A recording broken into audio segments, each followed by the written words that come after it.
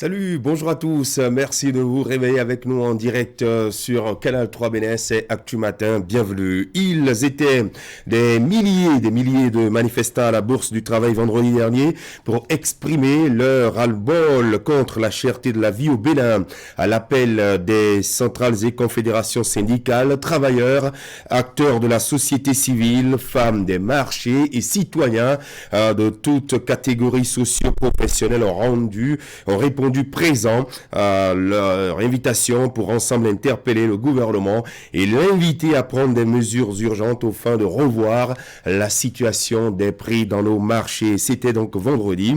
Nous sommes mercredi, retour sur la manifestation d'il y a 6 jours. De cette colère qui a grondé ce jour-là à aujourd'hui, mercredi, quel est donc l'écho? La manifestation a-t-elle porté? Y a-t-il eu des réactions venant des gouvernants? Sinon, une prochaine étape d'acte de protestation est-elle prévue outre l'initiative à venir de la CSTV qui a différé son mouvement pour le vendredi 25 février prochain? C'est autour de ces questions que nous ferons le plateau discussion de ce matin en invité autour des analystes de la rédaction de Canal 3 Bénin, Moudachirou Bassabi. Il est secrétaire général de la Confédération générale des travailleurs du Bénin.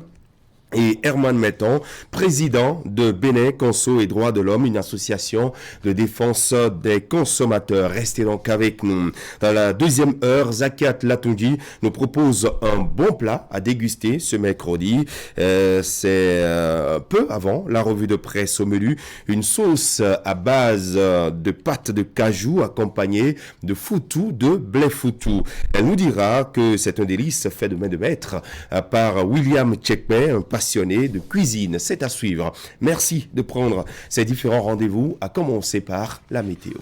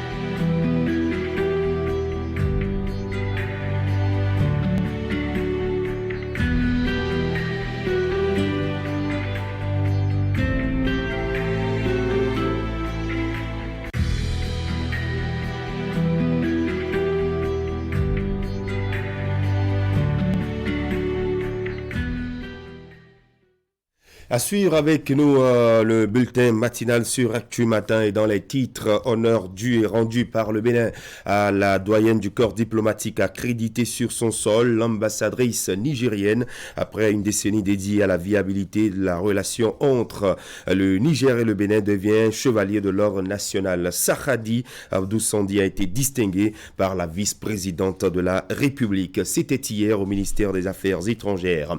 Et puis les pesanteurs contre l'élaboration des tests d'application des lois votées au Parlement préoccupent les cadres. Ils se penchent sur la question depuis hier au ministère de la fonction publique. Le secrétariat général du gouvernement est à l'origine de ce séminaire de formation destiné aux responsables. Le mini-journal, ce sera juste après la une des journaux de Wakhabali Para.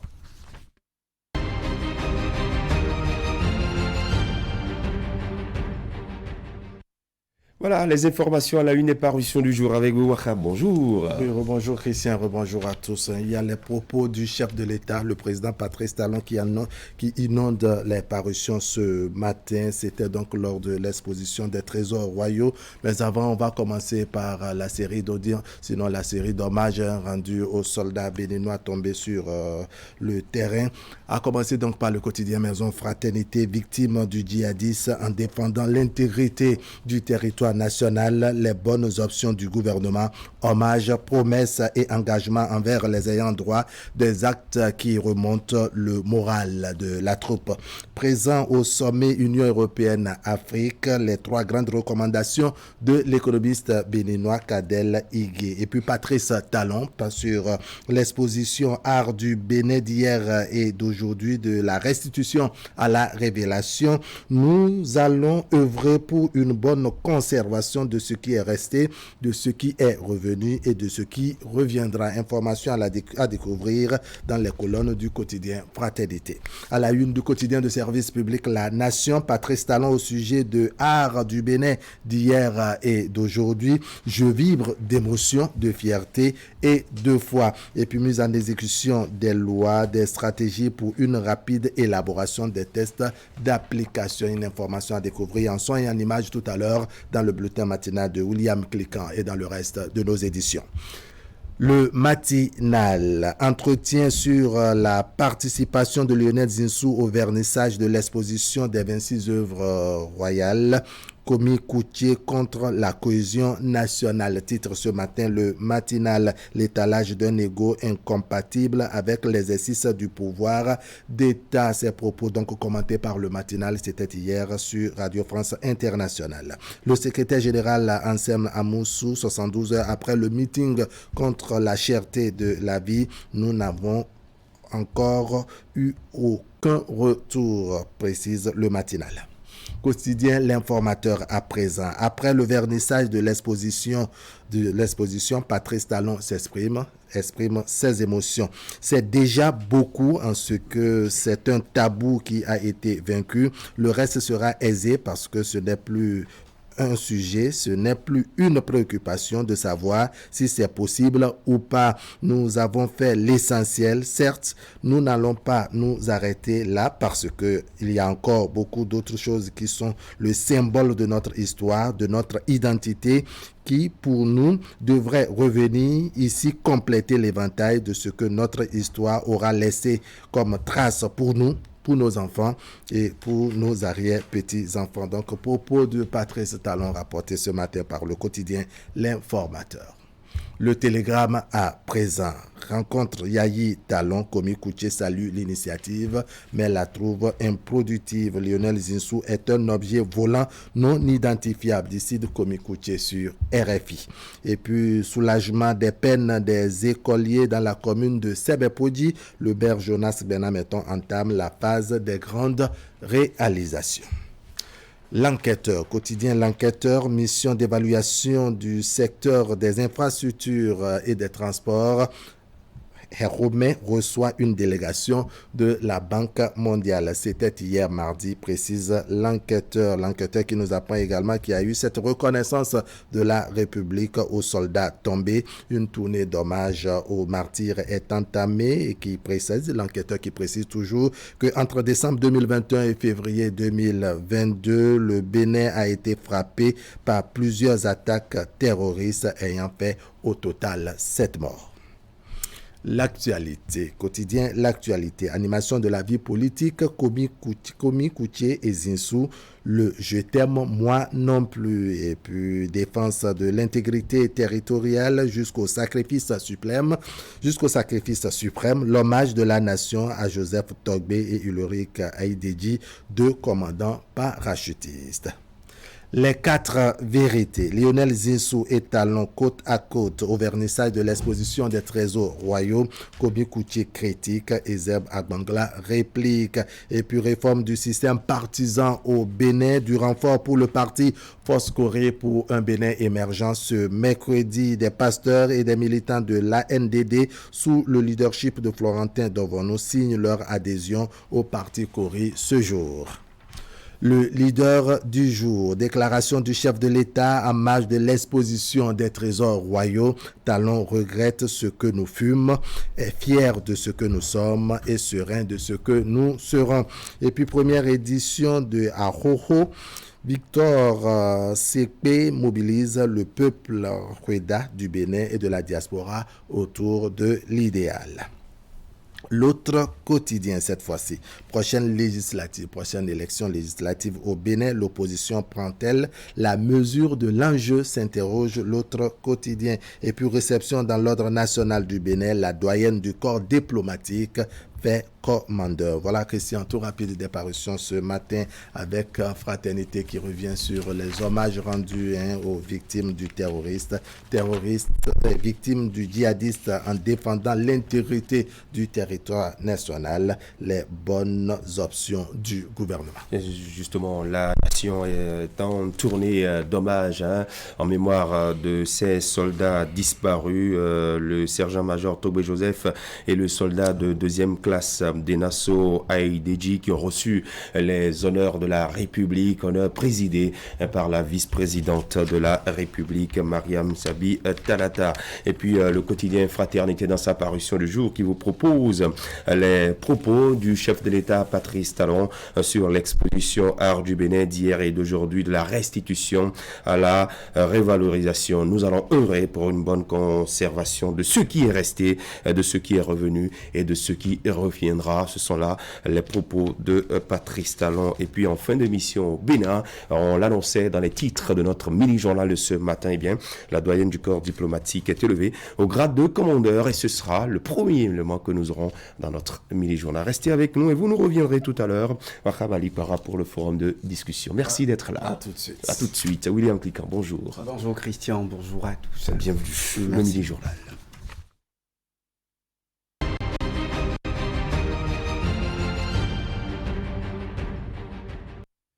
De nombreux services rendus au Bénin durant la mission diplomatique de la doyenne du corps diplomatique sont célébrés. Sahadi Abdou Sandi, ambassadrice extraordinaire et plénipotentiaire du Bénin en fin de mission au Bénin, est faite chevalier de l'ordre national. La cérémonie a été présidée par la vice-présidente de la République au ministère des Affaires étrangères et de la coopération. C'était hier mardi. On va retrouver Clément Tchadi et Rachid Soubéro.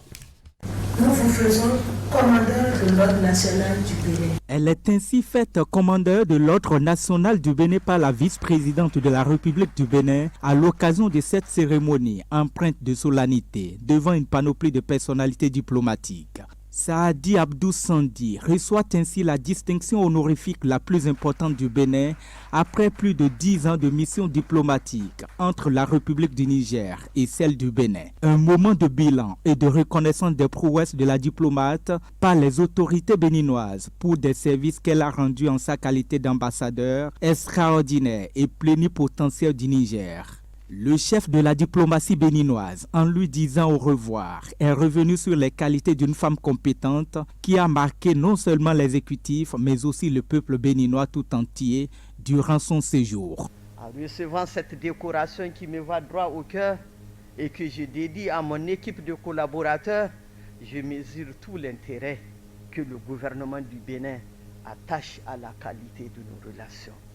Je voudrais que vous soyez mon interprète auprès de son Excellence M. Patrice Talon, président de la République, chef de l'État, pour lui exprimer toute ma gratitude et mes sentiments de très haute considération. Jamais vous ne vous êtes répandu dans des journées locaux, directement ou indirectement, pour saper l'action de notre gouvernement. Au contraire, vous avez su toujours trouver les bons mots pour encourager M. le Président de la République, le Président Patrice Talon, et il vous l'a dit devant moi, dans la manière de gérer les affaires publiques de ce pays, à Madame l'ambassadeur, que je voudrais vous dire un grand merci au nom de cette maison.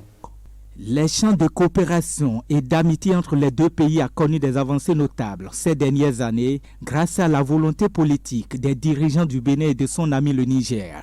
Ceci sur le plan diplomatique, commercial, militaire, mais aussi sur le plan de la coopération transfrontalière. La vice-présidente de la République du Bénin a tenu à dresser ce bilan reluisant tout en réitérant l'engagement et la volonté du président Patrice Talon en faveur du développement et la promotion de la paix dans les deux pays. Quant à votre fonction de doyenne du corps diplomatique au Bénin, vos qualités intellectuelles, morales et sociales ont énormément contribué à votre réussite dans cette charge. Votre sens de l'écoute, du consensus, du respect des autres et de leurs aspirations a été déterminant dans l'atteinte de vos objectifs communs au Bénin. Les acquis du renforcement de nos liens sur divers plans sont entre autres la tenue de l'historique Conseil des ministres conjoints entre les gouvernements de nos deux pays, la mise sur pied des comités paritaires sur l'utilisation par le Niger du port autonome de Cotonou, la signature en 2019 de l'accord de coopération dans le cadre d'un projet de pipeline pour le transport du pétrole nigérien, le projet de développement des chemins de fer reliant les deux pays et leur extension à d'autres. La désormais doyenne du corps diplomatique dit avoir gardé des souvenirs impérissables du Bénin qui pour elle est un exemple. Elle a par ailleurs promis travailler pour un rapprochement continu des peuples nigériens et béninois partout où besoin sera. Une distinction honorifique achevée par cette courte séance photo pour immortaliser ce moment historique du bilatéralisme entre le Bénin et son ami le Niger, condamnés à vivre ensemble et à coopérer à cause de leur situation géographique, mais aussi des liens entre les deux peuples. Dans une autre institution de la République, on est en pleine activité. Le Conseil économique et social ouvre sa première session ordinaire au titre de l'année 2022. Un mois de travaux, de consultation sur les questions brûlantes de l'actualité, dont la situation sécuritaire qui prévaut au nord du Bénin et plusieurs autres problématiques sociales intéressent les conseillers. Le reportage. C'est sous le sceau du renforcement de la sécurité face au constat des actes terroristes en vue d'apaiser le cœur des citoyens béninois que s'ouvre cette première session ordinaire du Conseil économique et social en 2022. Pendant ces 30 jours, les conseillers s'inclinent sur le financement de la formation technique et professionnelle, la valorisation des aires naturelles et de la question de prise en charge des gens sous dialyse au Bénin aussi. Le Conseil économique et social mène des réflexions afin de faire des propositions au gouvernement et à l'Assemblée nationale pour un mieux-être de chacun et de tous. Les travaux de cette première session ordinaire de l'année 2022 s'inscrivent donc dans cette perspective. Tout le travail intellectuel préalable aux visites de terrain sera réalisé.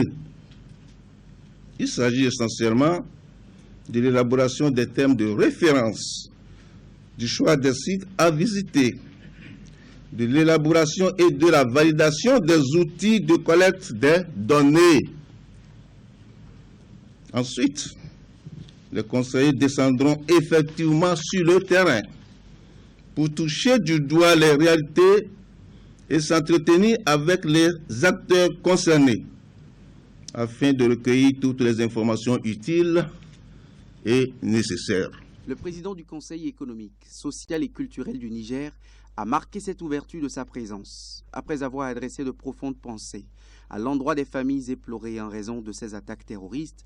Il promet la collaboration de son institution avec les autorités béninoises en la matière.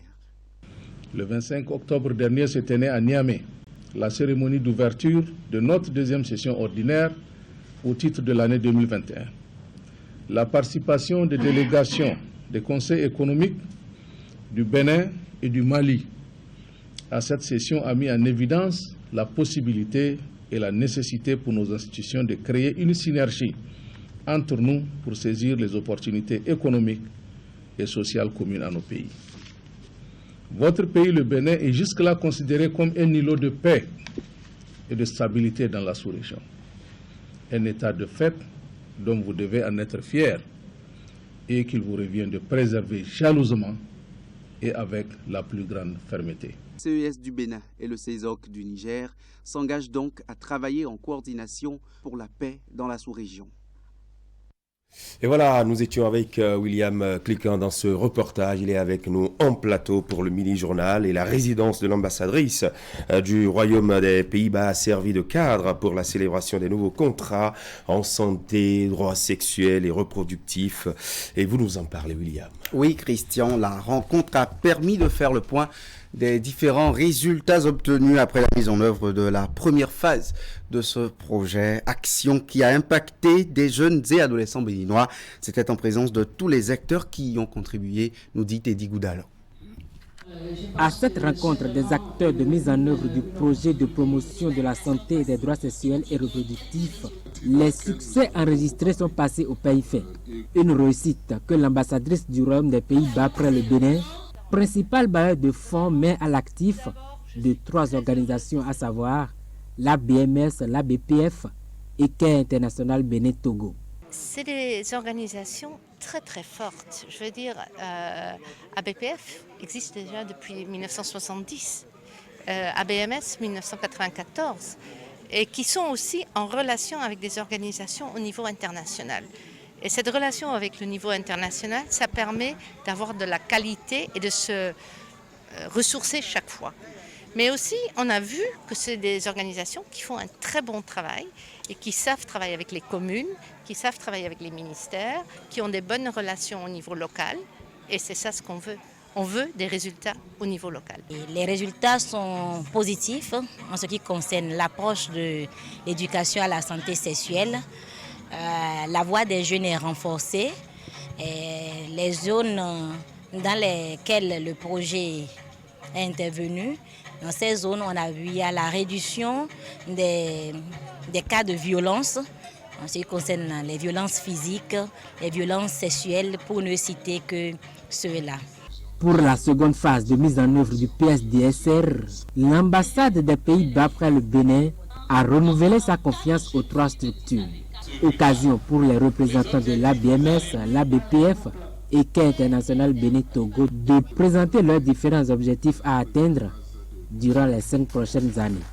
Il y a une grande frange de jeunes qui ont besoin de savoir, qui ont besoin de se gérer, qui ont besoin de savoir comment planifier leur vie, comment la tenir. Et il y avait une remarque tout à l'heure d'un collègue qui a dit « J'espère aussi que vous travaillez pas seulement avec les jeunes scolarisés, mais aussi avec les jeunes hors scolaire. » Et c'est ça ce qui est très intéressant quand on parle de l'approche sac à dos, c'est qu'il y a des jeunes de l'organisation ABMS, ils vont dans les villages parler aux jeunes qui ne vont pas à l'école. Donc c'est pas seulement pour une frange élite, c'est aussi pour les jeunes qui sont apprentis coiffeuses, qui sont taximens, pour qu'eux aussi, ils savent comment se gérer et comment se gérer avec leurs partenaires. C'est donc parti pour de nouvelles actions pratiques et pertinentes afin de permettre aux jeunes et adolescents du Bénin de jouir d'une bonne santé et des droits sexuels et reproductifs. On en vient à cette autre information en titre. Les responsables à divers niveaux de l'administration publique béninoise prennent part à un séminaire sur les facteurs ralentissant l'élaboration des textes d'application qui accompagnent les lois votées à l'Assemblée nationale. Le séminaire est organisé par le secrétariat général du gouvernement avec le soutien de l'ambassade de France. Les travaux se déroulent à la salle de conférence du ministère du Travail et de la fonction publique. Idrissou Boukari, Elvis Donoukoua. Au cœur de ce séminaire organisé par le secrétariat général du gouvernement, le processus d'élaboration des lois et les prises des décrets d'application. Les responsables à divers niveaux de la présidence de la République, du secrétariat administratif de l'Assemblée nationale, les hauts fonctionnaires de l'administration publique, la secrétaire générale de la Cour suprême et le directeur de l'École nationale de l'administration prennent part à ces assises. L'objectif est de réfléchir ensemble pour trouver désormais les voies et moyens afin que le vote des lois s'accompagne simultanément de la prise de leurs tests d'application. En interrogeant nos pratiques jusque-là en vigueur, l'on se rend compte que l'élaboration des tests d'application de la plupart des lois dans notre pays souffre de plusieurs mois, voire plusieurs années de retard. Et je citerai à titre illustratif 2 exemples. La loi numéro 86-013 du 26 février 1986 portant statut général des agents permanents de l'État a prévu 17 décrets d'application. 11 ont pu être adoptés avant son abrogation en 2015. Le deuxième exemple illustratif est celui de la loi numéro 2003-17 du 11 novembre 2003 portant orientation de l'éducation nationale en République du Bénin. Il est prévu 8 décrets d'application de cette loi. Mais à ce jour, seul le décret portant création du Conseil national de l'éducation a été pris en avril 2009. C'est donc cette insuffisance de l'administration publique que le secrétariat général du gouvernement veut corriger à travers la tenue de ce séminaire. Le séminaire est organisé avec l'appui de l'ambassade de France et l'expertise du Conseil d'État français. La lenteur dans l'élaboration des tests d'application des lois votées pourrait impacter négativement les changements envisagés dans le cadre des réformes en cours. Il faut donc trouver des solutions durables. Une piste de réflexion consisterait à rendre l'exercice obligatoire. Ainsi, toute loi devrait être accompagnée d'un tableau de mesures d'application nécessaires que le ministère initiateur du texte ou concerné au premier chef par son application élabore dans des décrets bien encadrés. L'autre solution serait de mettre en place un pôle administratif qui organise pour chaque loi votée une réunion interministérielle afin de désigner formellement le ministère porteur des différents décrets d'application, les ministères partenaires et les délais d'adoption. Edouard Ouenhouro, secrétaire général du gouvernement, a invité chaque participant à ce séminaire à apporter sa contribution pour l'atteinte des objectifs fixés. Faire de l'administration béninoise une administration moderne et performante au service du développement. Et on finit avec la célébration des 17 années d'existence de l'Association pour la promotion des femmes amazones et républicaines du Bénin. Elles ont commémoré l'anniversaire au stade général Mathieu Kérékou de Cotonou. Patrice Alakbator, parrain de l'événement, a aussi saisi l'occasion pour mobiliser les Amazones à soutenir sans faille le président Patrice Talon. Teddy Goudalo pour les précisions. C'est ici même, sur l'esplanade intérieure du stade général Mathieu Kérékou, que l'Association pour la promotion des femmes amazones républicaines du Bénin a commémoré ses 17 années d'existence. Un moment de joie et surtout de rappel d'un parcours assez reluisant. Bien que tardive, je ne peux ni empêcher de sacrifier à la tradition, de souhaiter à toute l'assistance mes sincères vœux de bonnes et heureuses années 2022. Je vous invite à tenir bon pour faire de notre association le fleuron des organisations féminines du Bénin. Vous avez les salutations de mes consoeurs du Septentrion. Elles n'ont pas pu effectuer le déplacement pour des raisons que nous connaissons tous. La rencontre festive a connu la participation d'autres Amazones venues du Nigeria. Et c'est le moment pour Patrice Alakbator, parrain de l'événement, de mobiliser ces femmes républicaines à soutenir les actions du chef de l'État Patrice Talon afin de bénéficier davantage d'œuvres sociales à leur endroit. Comme on le dit, c'est pas que nous sommes en train de jeter des fleurs au président Patrice Talon. Il est un envoyé de Dieu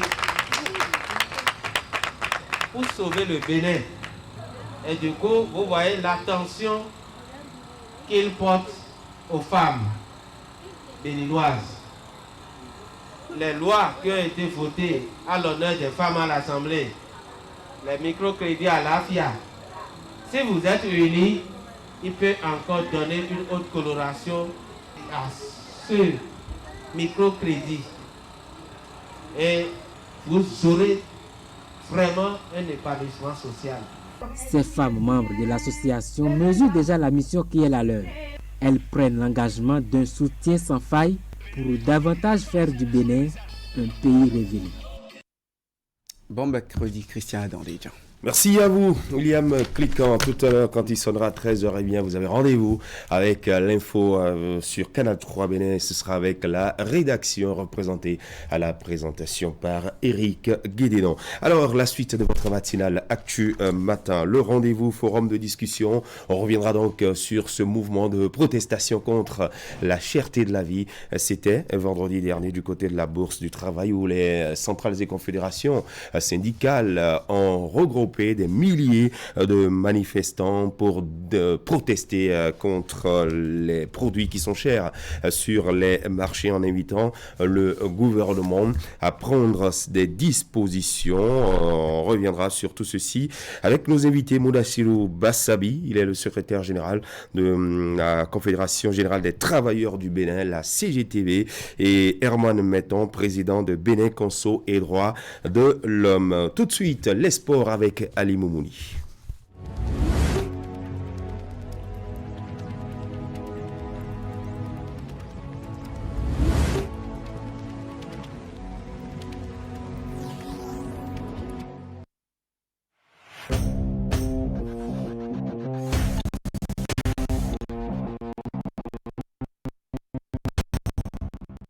Chers clients, partenaires et abonnés du groupe de presse Fraternité, pour toute commande et information relative à nos produits et prestations à Fraternité FM, Fraternité, Canal 3 Télévision, appelez les numéros suivants aux heures et aux jours ouvrés.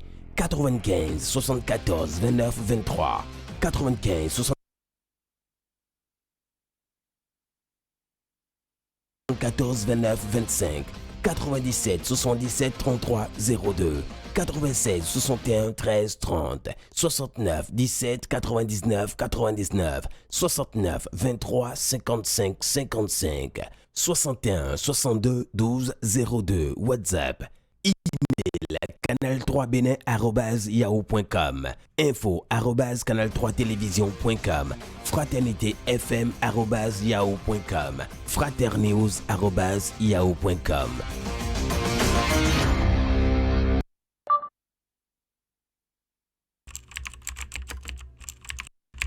Votre chaîne Canal 3 Bénin à portée de main.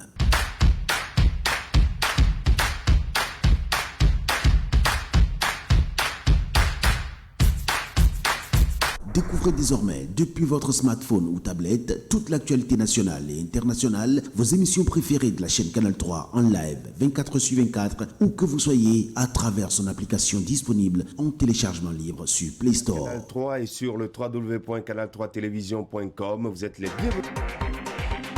Canal 3, la passion de l'image.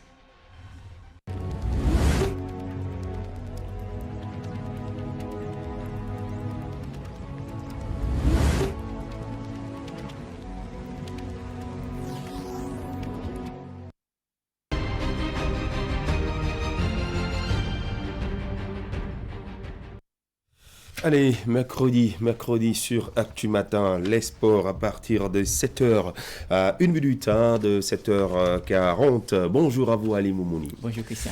Bienvenue. Allez, dites-nous, ce matin, vous avez quoi pour nous?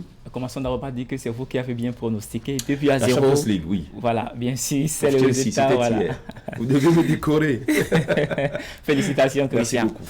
Alors, 2 à 0, c'est donc le score qui a sanctionné la rencontre entre Chelsea, les Blues champions du monde et champions d'Europe. Hier, ils étaient face aux champions de France, Lille. Lille qui n'a pas pu résister, sans quoi les Français n'ont pas fait piètre figure. Ils ont quand même déroulé leur jeu, mais ils n'ont pas pu venir à bout de leur adversaire parce que c'était plus costaud en face. Et donc, logiquement, Chelsea s'est imposé 2 à 0 à l'arrivée. But, bien sûr, de Kai Havertz et puis voilà, de l'autre joueur canadien qui ont permis donc aux Blues de remporter cette explication. L'autre rencontre, c'était entre Villarreal et puis la Juventus de Turin. La Juventus de Turin qui a ouvert le score dès les premières secondes de cette explication grâce, bien sûr, à sa nouvelle recrue Vlahovic. Et puis, voilà, ils se feront rattraper par les requins bleus à l'arrivée. Score un but partout. Christian, la suite c'est aujourd'hui. Et puis pour ces huitièmes de finale de la Ligue des champions européenne, Atlético de Madrid aura donc pour adversaire Manchester United une rencontre qui sera d'une manière ou d'une autre équilibrée entre ces deux équipes qui ont quand même rencontré assez de difficultés cette saison. Du côté bien sûr du Portugal, Benfica aura pour adversaire l'Ajax Amsterdam. Christian, l'Ajax Amsterdam qui peut aussi également nous présenter un très beau football. Bien sûr, on connaît car c'est bien sûr avec son attaquant ivoirien Sébastien Haller. Christian, voici pour ce qui concerne les différentes affiches de la Ligue des champions européenne. On revient sur le continent pour parler donc de la Coupe de la Confédération. Une dernière rencontre donc pour la deuxième journée des matchs de poule. Et c'est aujourd'hui qu'on aura donc cette rencontre entre l'équipe du R de Congo, Kinshasa bien sûr, entre Otoro Doyo bien sûr qui sera face à Coton Sport de Garoua. Christian, rendez-vous à prendre également pour, voilà, concernant bien sûr la Coupe de la Confédération africaine. On change de discipline très rapidement pour parler donc du basketball. Aujourd'hui, c'est donc mercredi et on démarre dès cet après-midi, que ce soit au niveau de la conférence sud ou de la conférence nord, la 6e journée de la Ligue professionnelle de basketball du Bénin. Et donc au niveau de la conférence sud, on aura les rencontres chez les hommes, bien sûr. La Renaissance Basketball Club aura pour adversaire Aspac à partir de 16h, c'est au rôle des A de Cotonou. Au niveau des hommes également, à 18h, il y aura AOL BBC qui sera face à Elan Coton à 18h, toujours au rôle des A. Et puis pour finir cette journée, Azo Model sera face à Éternel à 17h. Donc au niveau des dames, il y aura la rencontre Elan Coton face à Renaissance Basketball Club, rencontre prévue pour se disputer du côté de Aquaqua au niveau de l'ADG de EYA. Christian, rendez-vous à ne pas manquer. Au niveau de la conférence nord, on aura les rencontres Real Sport Flèche Noire, notre équipe de Herman Anyambosu, bien sûr, à Parakou 16h. Tigre Basketball Club sera l'adversaire d'Aspal, et puis Team BS jouera contre Ata Sport. Christian, voilà pour ce qui concerne la 6e journée de la Ligue professionnelle de basketball du Bénin. Rendez-vous à ne pas manquer. On va faire une petite brève et parler du club de sport d'entretien Match Pro qui organise le week-end prochain une marche dans la commune de Zé. L'initiative vient s'ajouter au projet La Route des Pêches à la Marche, déjà en cours depuis quelques années. Ici, il sera question de faire du tourisme et faciliter par la même occasion le brassage culturel. Les participants, qu'ils soient de Cotonou ou d'Abomey-Calavi, se rendront tous à Zé, précisément dans l'arrondissement de Doji Bata, où se déroulera bien sûr la marche sur une distance de 7 km x 2. Toutes les dispositions sécuritaires et sanitaires sont prises pour permettre le bon déroulement de l'événement. Si vous aimez bien sûr faire du tourisme, voici donc l'occasion pour vous lancer simplement à travers la marche. Christian, le départ sera pris donc à Cotonou à partir de 5h45 pour ceux qui quittent Cotonou et donc à 6h15 pour ceux qui sont à Calavi. La marche ne va pas démarrer à Cotonou, mais bien sûr elle va se dérouler du côté des Zé. Mais le départ sera donc ici pour ensemble rejoindre la commune de Zé pour faire la découverte du paysage, de ce paysage. Un petit bonus pour terminer sur cette image que je vais implorer bien sûr la régie de nous présenter. Vous voyez, oui, ça c'est ce stade. Voilà, le stade Abdoulaye Wade du Sénégal. Bien sûr, ça a été inauguré hier avec un match inaugural entre les anciennes gloires du continent face aux anciennes gloires sénégalaises et Christian. Voilà pour ce bonus, le Sénégal qui a un stade de 50 000 places d'une valeur de 256 milliards de francs CFA et puis voilà, qui s'illumine grâce au soleil. Justement, voilà. Et puis il faut rappeler que le stade porte le nom de l'ancien président de la République encore vivant, Abdoulaye Wade. Oui. Un grand hommage rendu donc à ce grand homme d'État. Et puis le match inaugural international, ça sera entre le Sénégal et l'Égypte. Bien sûr, ce qui est prévu. Pour, à partir du 22 mars, je crois. Oui, justement. Oui. D'accord. Merci à vous, Ali Mouni. C'était donc les sports. On va observer la pause. Nous installerons le plateau de la discussion ce matin avec Wakabali Para, Herman Parfait, Niamboussou, Herman Metton et Moudachiro Bassabi.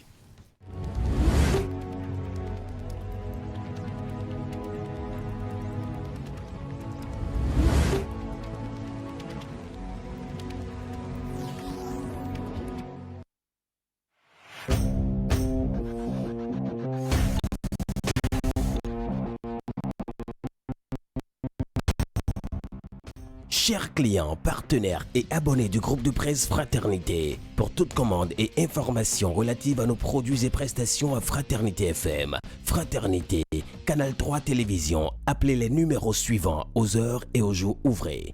95 74 29 23, 95 74 29 25, 97 77 33 02, 96 61 13 30, 69 17 99 99, 69 23 55 55, 61 62 12 02, WhatsApp, email canal3benin@yahoo.com, info@canal3télévision.com, fraternitéfm@yahoo.com, fraternews@yahoo.com.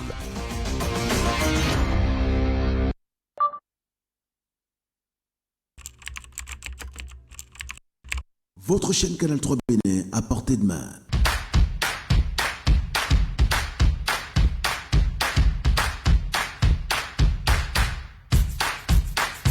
Découvrez désormais, depuis votre smartphone ou tablette, toute l'actualité nationale et internationale, vos émissions préférées de la chaîne Canal 3 en live 24/24, où que vous soyez, à travers son application disponible en téléchargement libre sur Play Store. Canal 3 et sur le www.canal3télévision.com, vous êtes les bienvenus.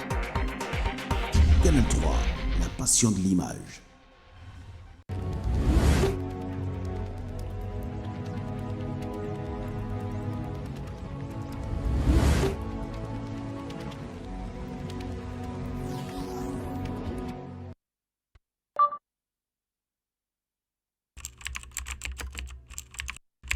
Votre chaîne Canal 3 Bénin à portée de main.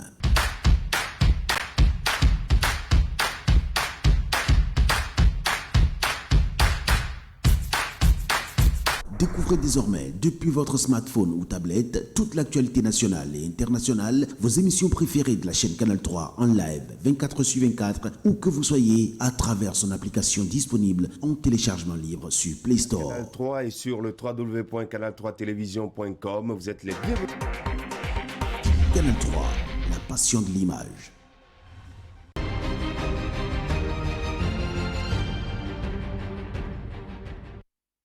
Et voilà, c'est le forum de discussion qui s'installe ce matin sur Actu Matin. Si vous nous rejoignez, vous êtes sur Canal 3 Bénin. Eh bien, à la Confédération Générale des Travailleurs du Bénin, on a crié sa colère contre la cherté de la vie au Bénin. C'était vendredi dernier. Du côté de Bénin Conso et Droits de l'Homme, on verra si on a fait pareil.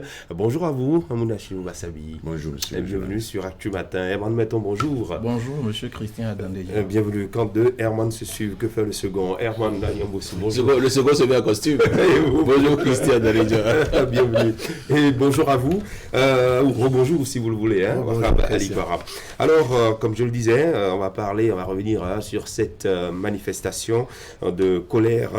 C'était vendredi dernier à la Bourse du Travail. Avec la réalisation, on va revivre un peu ces images de retour en plateau. Nous mènerons nos discussions. La Bourse du Travail de Cotonou reprend vie et l'allure des moments de haute lutte syndicale pour la satisfaction des revendications des travailleurs.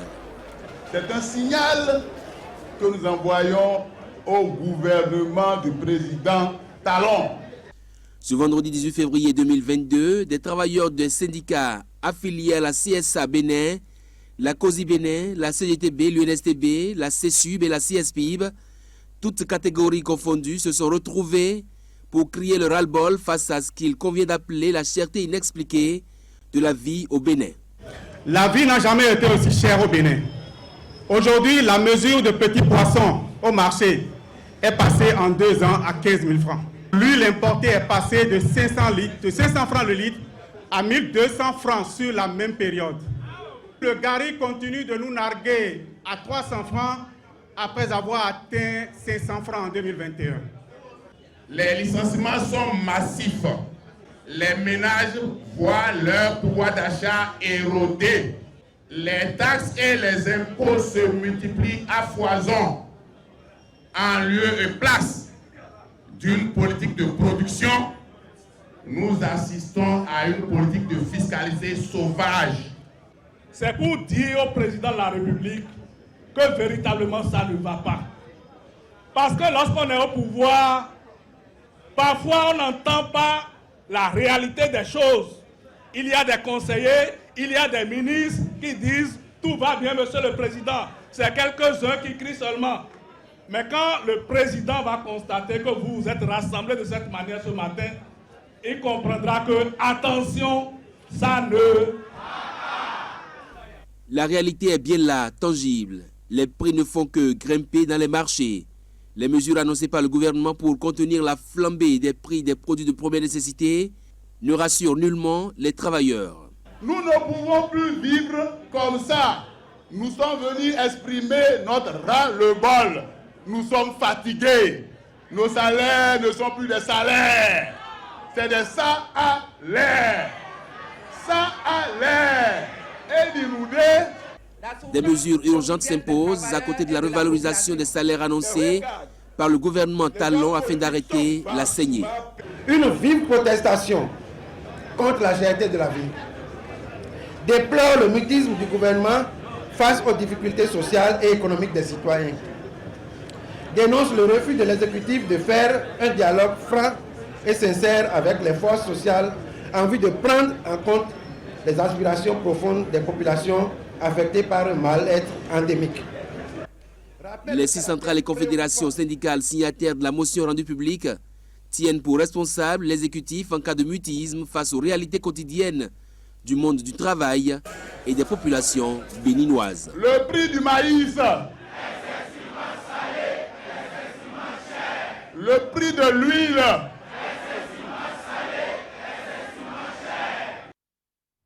et voilà, on répondu à l'appel des centrales et confédérations syndicales vendredi dernier du côté de la bourse du travail à Cotonou. Les femmes des marchés, les travailleurs, les citoyens, toutes catégories socio-professionnelles pour dénoncer donc la cherté de la vie. Mobilisation réussie pour vous, monsieur Moulassir ou Bassabi? Bon, mais je crois que les images parlent d'elles-mêmes. Hein. Ce n'était pas gagné à l'avance, mais pour la souffrance que tout le monde endure, il était, disons, nécessaire que cette mobilisation ait cette allure-là. Donc, les gens sont sortis massivement et ils sont prêts à sortir de nouveau si le gouvernement reste, disons, dans son coin, espérant que ça va passer. Alors, au niveau de votre association Bénin Conso et Droits de l'Homme, Herman Metton, est-ce que vous sentez véritablement la cherté de la vie, un peu comme le dénoncent les syndicalistes? Monsieur Adaleyan, oui. Nous sommes dans la population. C'est la même chose pour tout le monde. Et on n'a jamais cessé de dénoncer cela. Vous savez, il y a quelques jours, j'étais chez les babas qu'on appelle Diallo là. Oui. Le monsieur a acheté spaghettis, demi avec omelettes. Oui, c'est 300. Cela doit faire 450. Il a remis 500. Le monsieur devait prendre normalement la monnaie de 50 francs. Le monsieur a dit non, il n'y a plus de monnaie. Il dit pourquoi? Il dit tout est cher. Vous voyez un peu. C'est pour dire quoi? Tout le monde sent et constate qu'il y a une cherté. Et cette cherté est due à beaucoup de choses. Si nous ne le disons pas aujourd'hui, nous sommes rentrés dans les marchés, on a fait Dantokpa, on a fait Wando, il y a un marché vers Lokossa, pour connaître les raisons et sensibiliser aussi les gens. Vous comprenez? Mais ce qu'on entend, lorsqu'une femme, cette dame-là te dit, si j'amène mon produit au marché et que je le vends à tel prix, et qu'en retour, si j'ai besoin d'autres produits, je dois les acheter à un prix cher, que dois-je faire? Je suis obligé à mon niveau aussi d'augmenter pour pouvoir faire face aux autres produits. C'est pour vous dire que la cherté dont on parle aujourd'hui, même ceux qui sont à des niveaux donnés dans leur famille, lorsqu'ils vont au village, ils sont à Cotonou, on ne cesse pas de leur dire député, DG, ministre, et ils sont conscients. S'il n'y avait pas eu cette conscience, est-ce que le président Talon allait parler de hautement social? Seulement que ce hautement social tarde à être une réalité parce que à chaque fois, nous constatons une augmentation par-ci, par là. Je suis dans les deux. Alors, votre association, vous avez réussi à faire un tour dans plusieurs marchés, vous les avez cités d'ailleurs. Est-ce qu'au niveau des syndicalistes, vous avez fait pareil ou vous êtes resté dans vos bureaux climatisés de l'autre côté de la bourse du travail et vous recevez les échos de ceux-là qui crient la vie chère? Bon, mais je ne sais pas si les bureaux sont climatisés à la bourse du travail, mais ce qui est sûr, c'est que nous, on est dans les marchés, on n'a même pas besoin de faire un tour, puisque nos militants sont là et ils vivent au quotidien les réalités du marché. Mais ce que nous, on a fait, et qui est en dehors de notre enquête de terrain, c'est que nous, on a juste utilisé les chiffres du gouvernement même. C'est-à-dire que, pour qu'on ne mette pas derrière ce que nous disons, une main invisible, nous sommes partis des propres chiffres publiés par le gouvernement, c'est-à-dire par notre Institut national de statistique. Et ces chiffres-là ne mentent pas. Tous les chiffres que vous avez avancés en ce qui concerne le prix de l'huile, le prix du gari, le prix des haricots, le prix de... tout ça, c'est les chiffres officiels. Je suppose que dans le cadre d'une communication gouvernementale, on pourrait peut-être ne pas dire les choses comme ça se doit, mais ce qui est sûr, le peu de vérité qu'il y a dans ces chiffres-là montre déjà que c'est intenable. Et à partir donc de ce moment-là, il n'est plus possible de dire à quelqu'un la vie n'est pas chère. Elle est chère, mais elle est chère parce que justement, notre gouvernement n'a pas d'oreille pour écouter son peuple. Quand vous regardez un peu la situation, les réformes qui sont faites devraient viser l'homme, devaient faire en sorte que l'homme tire profit des différents progrès. Mais quand vous regardez, vous voyez que quand on est dans un système où, quand on a une petite difficulté, on pense à un test de loi. On ne pense pas au dialogue. C'est-à-dire que progressivement, nous sommes passés, on est en train de passer d'un état de droit à un état de loi.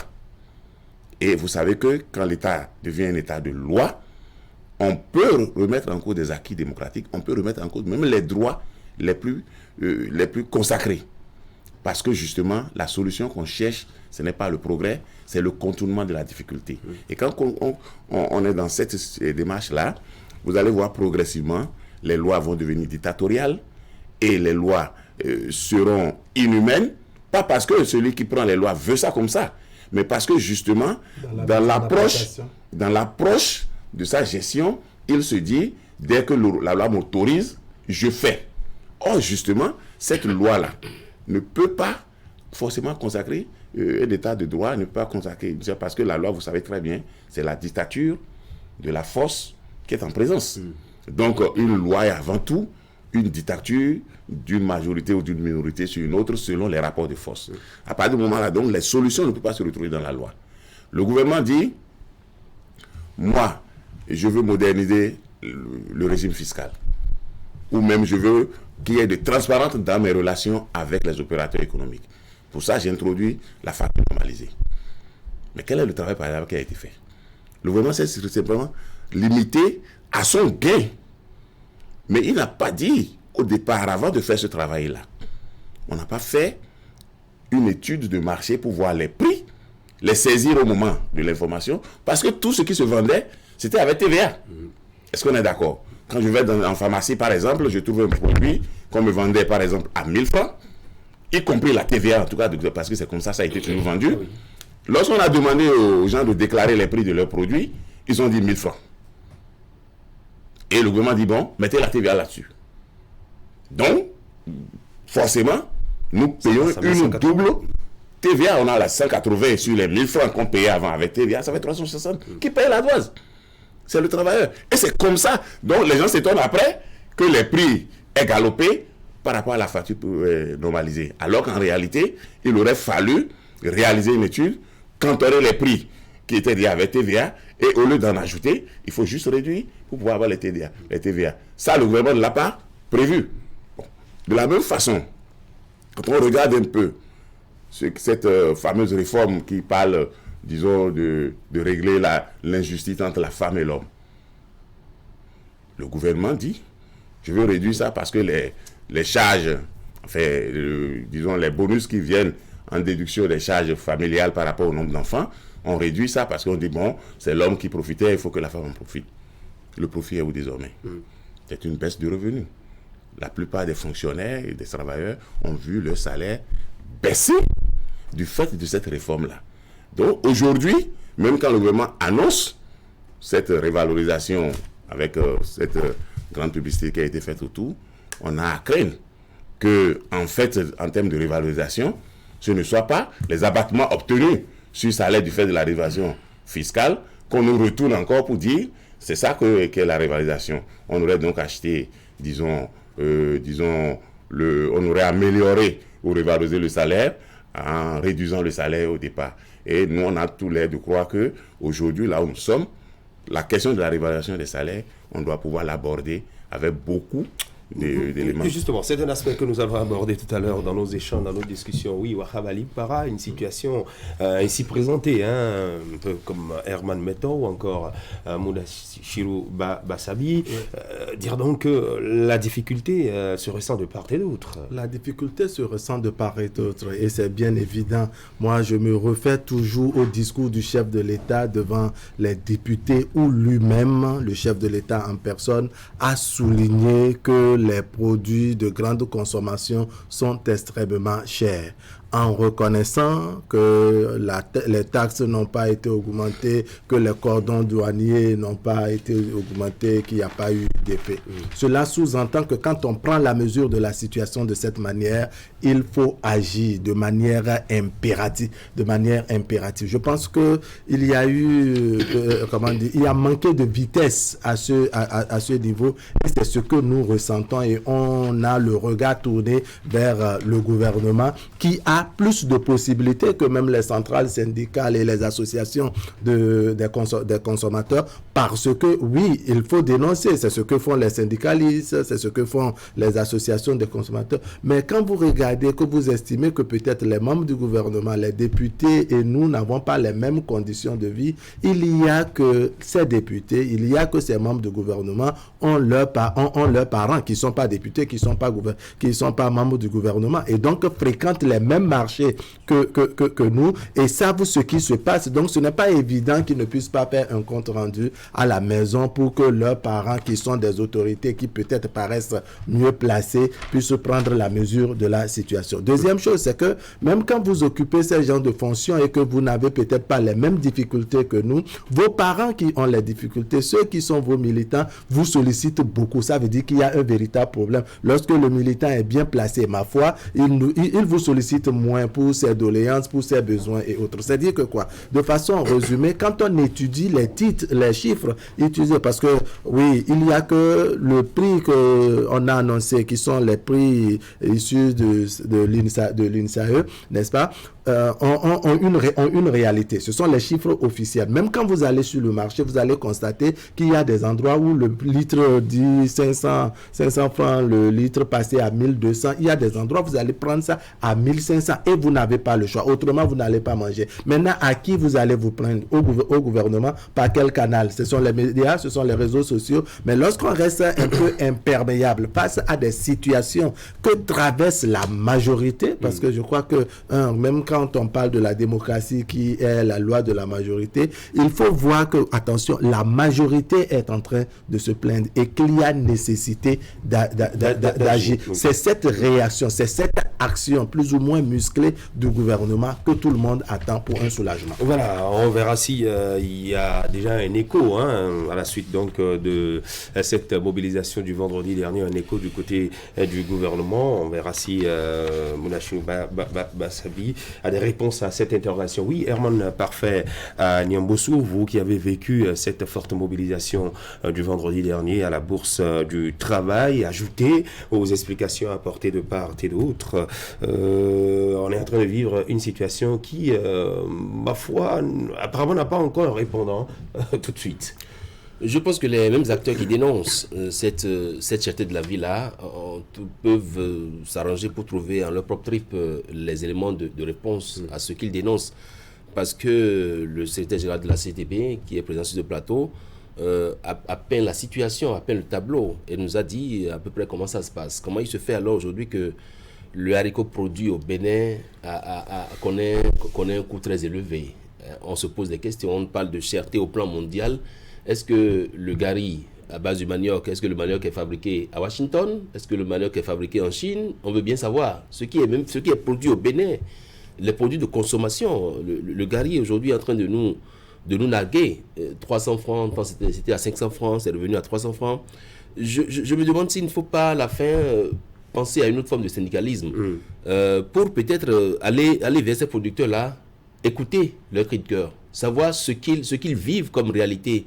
Parce que oui, nous sommes tous à Cotonou, on est là, c'est vrai que à l'issue de ce meeting-là, à la Bourse du Travail, beaucoup de secrétaires généraux sont actuellement dans certaines zones du pays. Mais je ne sais pas s'il ne faut pas aller vers une autre forme de syndicalisme pour aller vers ces producteurs, pour les écouter, pour qu'ils nous disent ce qu'ils vivent au tréfonds d'eux. Parce que quand vous apprenez, par exemple, que le gars, il a produit des tonnes de gari et qu'il préfère écouler ça au Nigeria plutôt que d'écouler ça au Bénin, il a forcément des éléments qui l'obligent à écouler ces produits-là dans d'autres pays. Il y a peut-être même que des conteneurs passent devant nous ici avec ces produits-là pour d'autres pays, d'autres pays pour l'extérieur. Qu'est-ce qu'on fait? Quelle est la solution que préconisent aujourd'hui les secrétaires généraux de ces confédérations-là? Je pense que c'est déjà ça. Parce que quand on dit que le gouvernement est resté silencieux, je ne pense pas. Le gouvernement a d'ailleurs pris des mesures en Conseil des ministres pour dire nous allons désormais taxer. Quand nous arraisonnons des produits en convoi vers l'extérieur, on va taxer ces produits-là pour décourager. Est-ce que ça, c'est une solution? C'est encore à eux de nous dire si c'est une solution. D'accord. En attendant la réaction du secrétaire général de la CETB, oui, Herman, mettons votre regard, vous autres. D'abord, vous, association de consommateurs, quand on écoute les citoyens, par exemple, ils dénoncent une certaine inertie, une certaine inaction. On pense que vous n'existez pratiquement pas, puisque vous ne défendez rien ni personne. Vous vous défendez personnellement. Non, monsieur Adnadéjan, oui. Nous sommes habitués à ces déclarations. Nous sommes habitués à ces déclarations. Elles sont nombreuses, les associations sur le terrain. Vous savez, et dire qu'elles ne font rien n'existe pas. Non. Les gens attendent souvent la dernière minute des solutions. Mais ne cherchent pas à participer à ce qu'il faut pour avoir la solution. Moi, je vais vous donner un exemple. En 2013-2014, notre association a organisé une marche pour dénoncer la cherté au niveau des opérateurs GSM. On a quitté l'étoile rouge pour direction générale Move, direction générale MTN. Mais on avait combien de personnes? Les gens disaient, oh, moi je vais au marché, je veux... Il n'y avait pas eu cette mobilisation-là pour montrer aux gens qu'en réalité ça ne va pas. Lorsque nous ne nous donnons pas la chose, nous ne faisons pas l'effort qu'il faut et on laisse une minorité devant pour aller crier, est-ce que c'est suffisant? C'est de ça on parle. Nous on ne cesse pas de travailler. Je vous dis, en parlant de cherté, on a fait un travail il y a 8 ans avec le président, l'ex-président Boni Yahi. Répertoire des prix. On a tout cité. Mais à l'époque, lorsque vous quittez et le gouvernement a sa politique, nous, quelle est notre mission? Alerter, sensibiliser, écrire pour dénoncer et ça s'arrête là. Maintenant, si les gens ne nous soutiennent pas comme il le faut, on ne demande pas de l'argent. Mais lorsqu'on vous invite à des mobilisations, regardez ce que les confédérations ont fait. S'il n'y avait pas eu cette forte mobilisation, est-ce que ça aura un impact? Vous comprenez? Donc, nous ne cessons jamais de poser des actes. Maintenant, pour avoir accès aux médias aussi, monsieur Ali Kbara en sait quelque chose, ce n'est pas aussi facile. Vous en savez quelque chose, il faut inviter la caméra, les médias, la facture est là. On ne va pas tout le temps faire ça parce que nous sommes aussi limités dans nos budgets par rapport à nos actions. Mais je ne sais pas si vous vous rappelez une déclaration du chef de l'État. Il avait accordé une interview à vos collègues et il disait, cette phrase-là, je l'ai toujours dans la tête. Oui, près de 1200 milliards dans les routes. Parlons de l'autre régime. C'est bon, mais c'est trop. Normalement, il y a aussi l'agriculture qui est là. Regardez dans vos avis, vous avez trouvé cet élément. Lorsque le chef de l'État a dit ça, il a dit, tiens, là, ça va aller. Parce que notre président sait que les routes ne suffisent pas. Il faut investir dans l'agriculture et autre chose, on doit manger. Mais jusque-là, nous voyons que l'investissement fait dans l'agriculture n'est pas suffisant. Vous comprenez? N'est pas suffisant pour amener ces agriculteurs à produire assez et à moindre coût pour les citoyens. Si l'investissement qui est fait aujourd'hui dans l'agriculture, le maïs, le gari, haricot, qui est à 900 aujourd'hui, on avait investi suffisamment dedans tout en canalisant les gens, je suis sûr qu'aujourd'hui, lorsqu'on va sur le marché, on va trouver des produits. J'ai fait un débat avec le DG Nicolas Yanoussi qui a dit, parce que qu'est-ce que les gens nous opposent aujourd'hui? Facture normalisée. Mais lui n'a jamais cessé de marteler que les factures normalisées n'ont rien à voir avec la cherté. Oui. Parce que ce qu'on demande aux gens, ce que vous prélevez avant là, et que le versement n'est pas une réalité là, aujourd'hui, cessez avec ça. D'autres se trouvent en difficulté et maintenant on dit facture normalisée, cordon douanier. On parle de cherté, monsieur Adandédian. Aujourd'hui, pour acheter une moto, je sais c'est facile. Alors qu'un étudiant avec sa bourse de 350 000, 400 000, il pouvait s'acheter une moto. Et tout a augmenté d'un seul coup. On se demande pourquoi. Vous allez à la banque pour déposer de l'argent, il y a encore augmentation. Hein. Ce qu'on vous prend là, si vous voulez déposer de l'argent, on a encore augmenté à ce niveau. Le ciment, depuis un certain temps, c'est autre chose. Pour l'eau, vous voulez payer. Pour la SBE, tout ça là, pour le seul citoyen consommateur, parce que ce qu'on oublie, c'est plusieurs augmentations pour le consommateur, le seul consommateur, parce que si vous devez faire face à l'eau, à d'autres produits là, et ça augmente à tous les niveaux, c'est pour vous seul. Est-ce que les revenus ont augmenté? Est-ce que les choses marchent comme il faut? Les opérateurs économiques, les ouvriers, ainsi de suite. Est-ce que le train de vie auquel nous sommes confrontés aujourd'hui, est-ce que le pays bouge comme ça? C'est comme ça qu'il faut voir les choses. Ne pas voir ici, là, c'est seulement 50 francs ou bien c'est seulement les savons aussi pour se laver. Monsieur Adandédian, tout a augmenté de prix au point où les gens regardent les choses comme ça, mais ne peuvent pas. Ils ont l'incapacité de s'en procurer. De s'en acheter. Alors, il l'a rappelé tout à l'heure dans sa prise de parole, Herman Anyambossou, que le gouvernement n'est pas resté insensible aux cris de cœur des populations. On se rappelle, hein, il y a cela quelques semaines en Conseil des ministres, le gouvernement a pris un certain nombre de mesures pour freiner les exportations des produits. N'est-ce pas quand même une mesure qui devait adoucir les choses chez nous au Bénin? Comment vous l'avez analysé?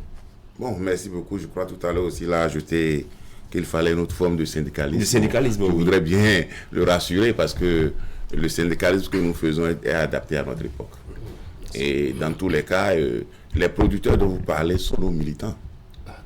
Et je crois que aussi c'est un abus que de penser qu'il faut taxer l'exploitation des produits. Ils ont pas d'exploitation sauvage. Non. Qu'est-ce qui est sauvage dans l'exploitation? C'est la fiscalité qui est sauvage dans le pays. Et c'est ça qu'il faut regarder. Il n'y a que les lois sociales qui fouettent et qui motivent la production. Mais de plus en plus, les lois sociales sont soumises à rude épreuve dans le pays. Donc, on n'a pratiquement plus de lois sociales.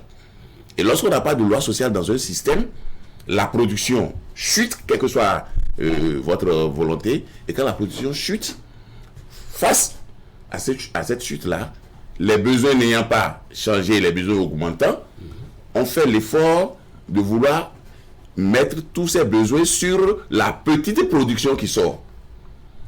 Et c'est ça que nous vivons aujourd'hui. Donc, comment l'appelle-t-on? Il y a des mesures qu'on peut prendre dans ce pays qui n'ont rien à voir avec la brutalité fiscale. Vous proposez quoi, par exemple? Dans un premier temps, ce n'est pas tout ce qu'on a fait par le passé qui est mauvais. On avait des organes de stabilisation de prix.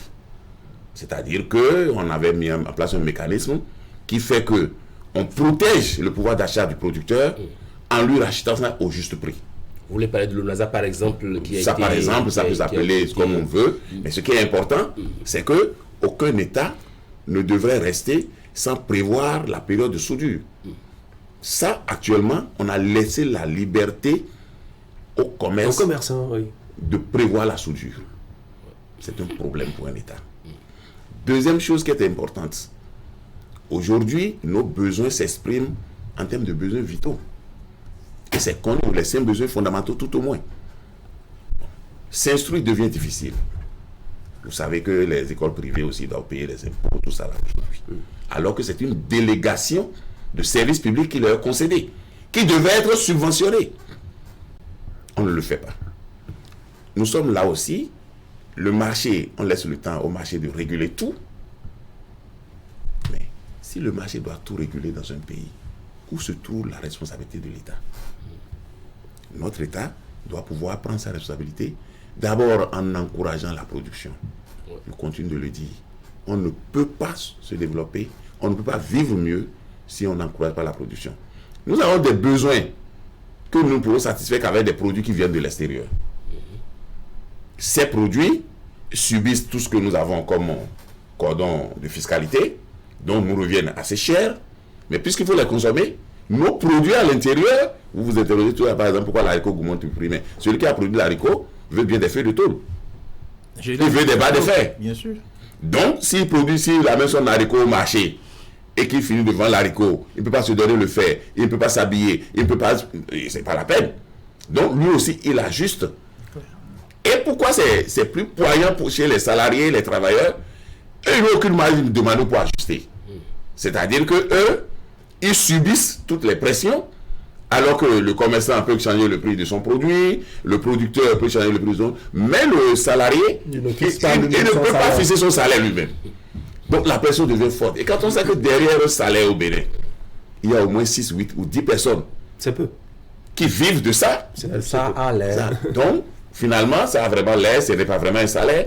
Et donc, vous regardez un peu. Nous sommes sur le même marché. Il a souligné à justice tout à l'heure. Le gouvernement a décidé de créer des conditions assez acceptables pour les acteurs politiques. À la limite, on est en train de faire, d'organiser une déviance pour que les gens aient un appétit plus grand pour les fonctions politiques. Et cet appétit plus grand pour les fonctions politiques n'a pas supprimé la corruption. Vous savez, malgré tout ce qu'on a fait, tout ça là, c'est tout dans leur rang, hein, par-ci, par-là, pratiquement tous les mercredis maintenant, on a droit un peu à des malversations. Ça veut dire que le salaire politique n'avait pas non plus réglé le problème de la corruption. Mais s'il faut aller sur le marché, avec ce salaire-là, avec les autres salaires de misère, vous comprenez qu'il y a une distorsion, il y a une injustice qui est en train de se faire. Moi, j'avais dit même la revalorisation, on n'avait même pas besoin de faire une négociation. Puisque le chef de l'État a regardé, il s'est dit que bon, les hommes politiques, pour être à l'aise, il le faut ceci.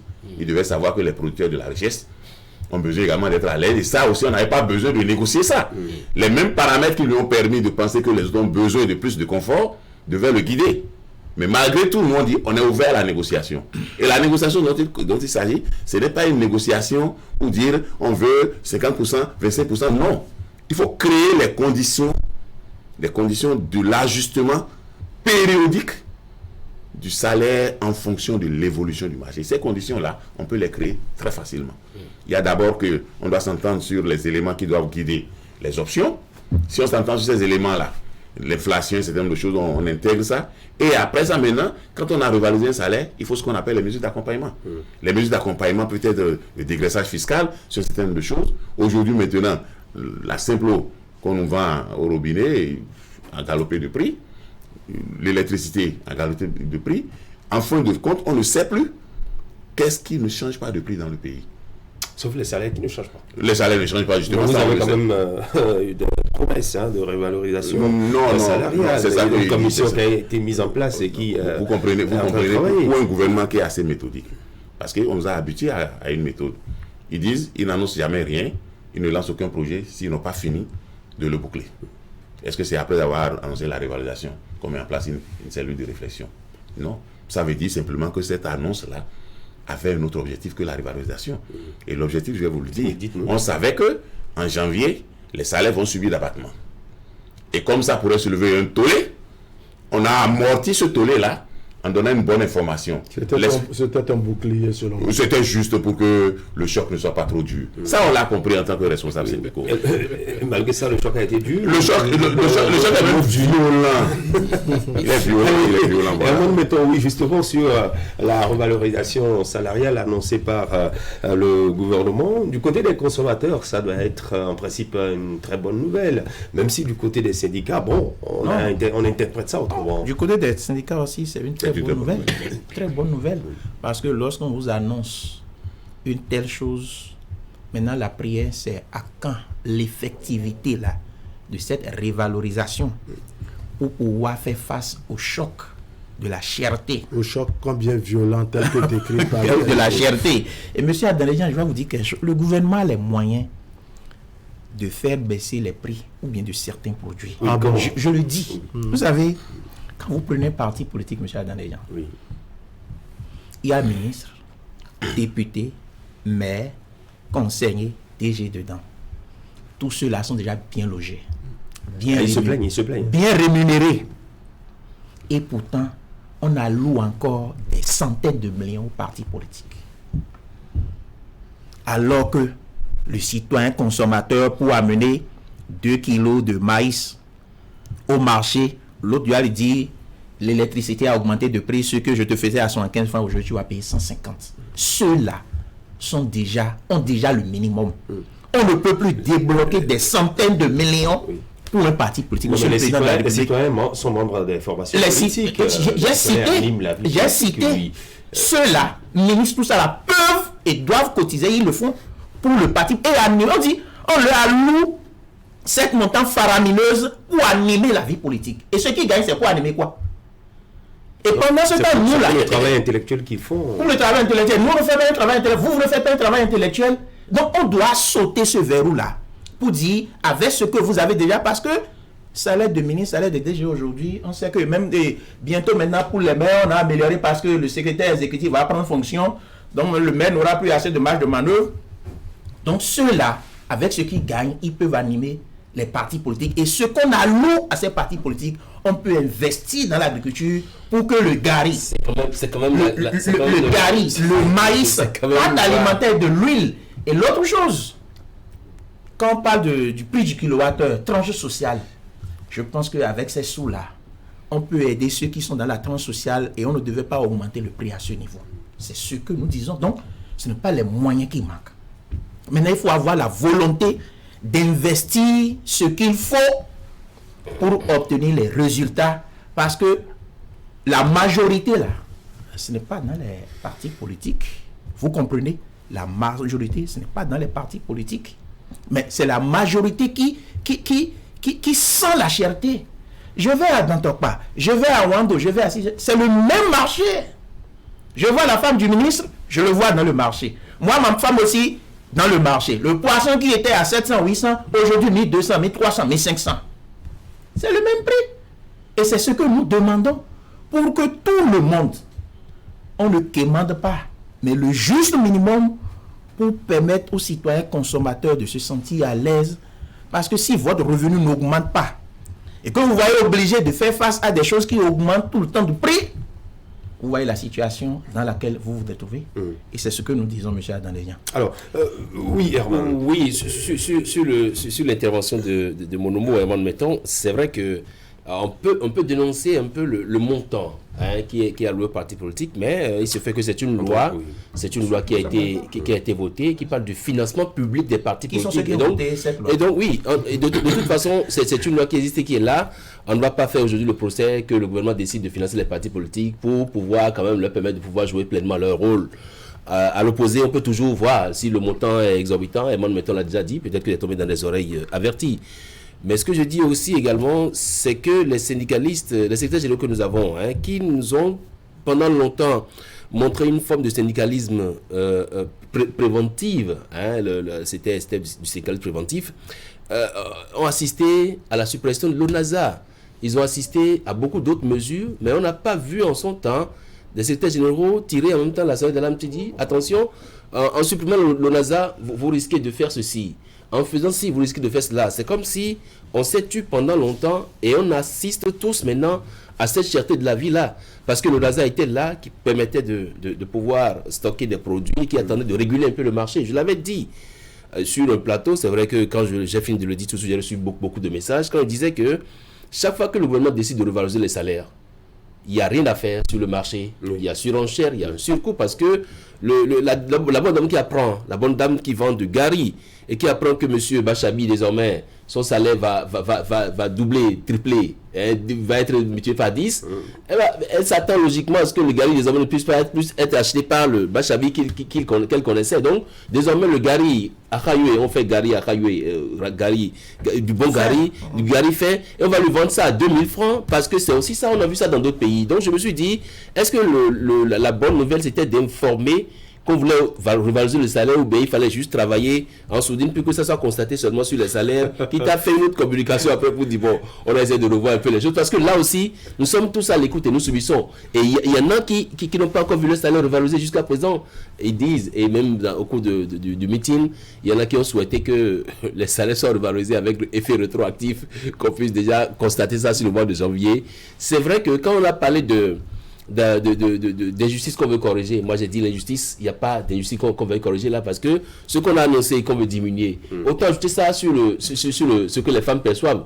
Mais on diminue le truc sur ce que les hommes perçoivent et ça ne va nulle part. Je pense que c'est beaucoup d'éléments à la fois sur lesquels le secrétaire général ce que Herman dit manque pas de pertinence. Mais attention, Herman quand on veut prendre une mesure, bien entendu, on réfléchit sur tout ce qui entoure la décision, la prise de la décision, sa mise en application et les impacts. S'il faut annoncer le salaire, ce qui est normal, parce que quand un travailleur constate que son salaire est augmenté, il peut penser que c'est une erreur, et si effectivement c'est vérifié que c'est une erreur et qu'il n'a pas annoncé, ça fait une forme de tricherie. Une erreur peut-être au niveau de la banque ou au niveau du trésor, ça peut être un cas comme ça. Donc il veut comprendre pourquoi pour ce mois où on le paye, n'est-ce pas, il y a une augmentation. Est-ce que c'est une augmentation qui serait permanente ou bien c'était pour une circonstance? Il a droit de comprendre ce qui est là. Donc, il ne s'agissait pas forcément d'annoncer. Mais attention, quand on annonce tel que craignait Herman, et il a rappelé tout à l'heure, c'est qu'on prend des mesures de manière à ce qu'un propriétaire ne puisse pas se lever à tue-tête parce qu'il a entendu que le salaire de Bachabi serait augmenté et lui augmenter le loyer à la maison en laissant qu'il y ait un préalable, des éléments vraiment qui justifient l'augmentation de ce salaire. Quand on annonce l'augmentation de salaire, c'est qu'on a déjà pris des mesures pour que le commerçant ne puisse pas dire écoutez, mes nouveaux clients qui sont des fonctionnaires désormais, parce que vous avez des zones administratives où il y a des vendeuses de nourriture, des repas et autres. Ils vont se dire écoutez, vous par exemple, vous prenez le couloir du ministère de l'économie et des finances, où il y a des bonnes dames qui vendent à manger pour les agents. Ils vont se dire écoutez, on a augmenté le salaire pour parce que la majorité de leurs clients, n'est-ce pas, ce sont des fonctionnaires. Donc on a augmenté le cas de ce ministère dont vous parlez. Donc on a augmenté le salaire, donc nous-mêmes nous augmentons. Alors que sur le marché, par exemple, les produits qu'ils achètent n'ont pas augmenté. Ça veut dire qu'il y a une pagaille. Celui qui a le pouvoir, ma foi, de réguler tout cela, bien entendu, c'est l'État. Maintenant, il y a des choses qui sont corrigibles. Quand on a pris l'initiative, la décision, par exemple, de supprimer l'ONASA, peut-être parce qu'on a fait l'analyse que son fonctionnement ne va pas, il y a possibilité de trouver une autre formule pour corriger. Parce que moi, j'estime qu'aujourd'hui, on doit pouvoir tirer leçon de tout ce que nous avons vécu ces derniers temps-ci. La fermeture des frontières avec le Nigeria, on doit se dire, écoutez, on a beaucoup compté sur le Nigeria qui ferme ses frontières. Il faut qu'on travaille à ce que si, par exemple, autour de nous, les autres pays nous encerclent et ferment leurs frontières, qu'on devrait vivre à l'intérieur, comment on va s'en sortir? Il faut envisager tout cela. Il faut envisager, comme l'a souhaité le secrétaire général Bachabi, n'est-ce pas, des mesures de soudure au cas où on est en période de soudure.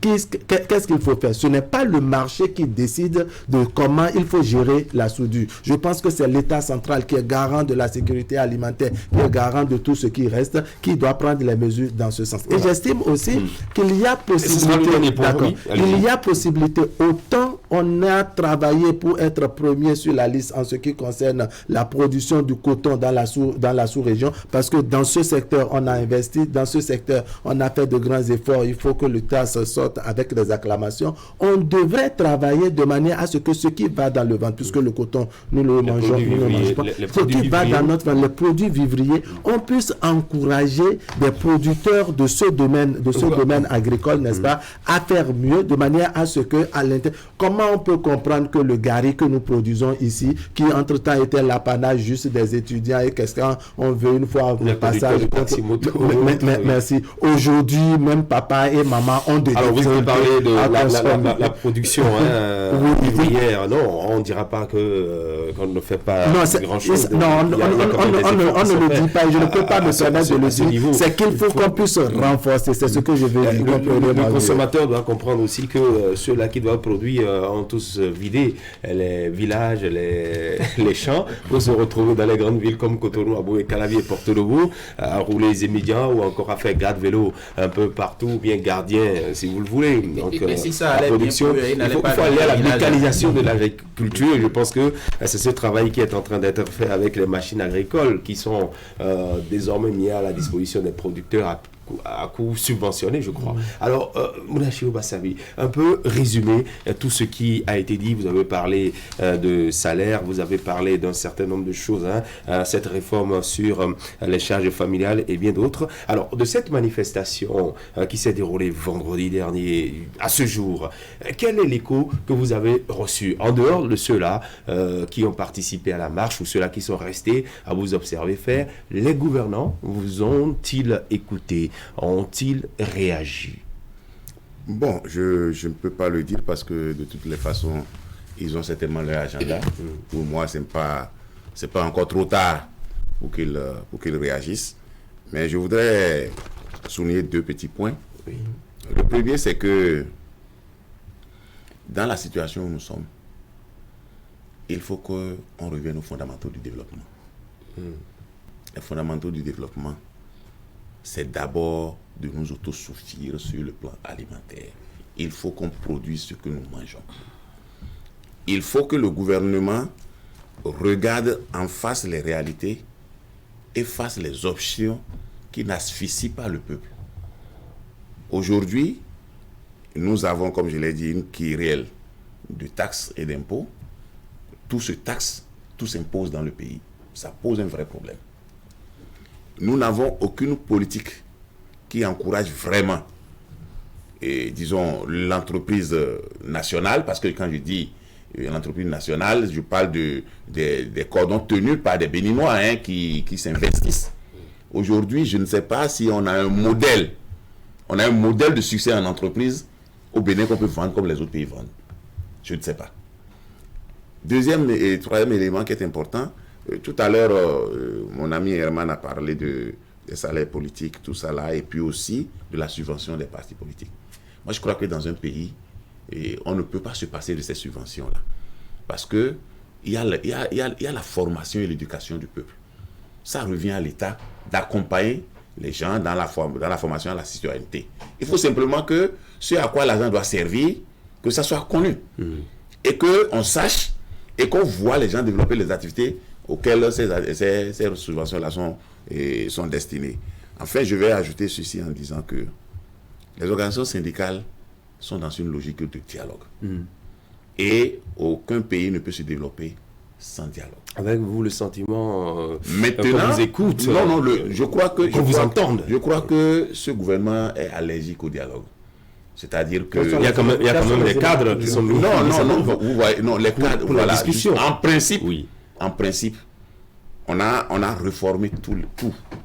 Même le système du dialogue social a été réformé.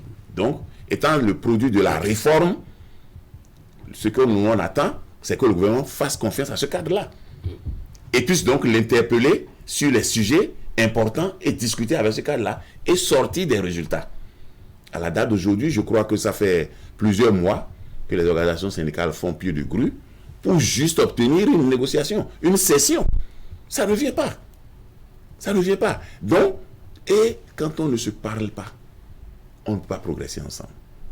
Ce qui est important pour nous aujourd'hui, il faut que le gouvernement accepte de s'asseoir et de discuter en profondeur, aussi bien avec les employeurs que les travailleurs.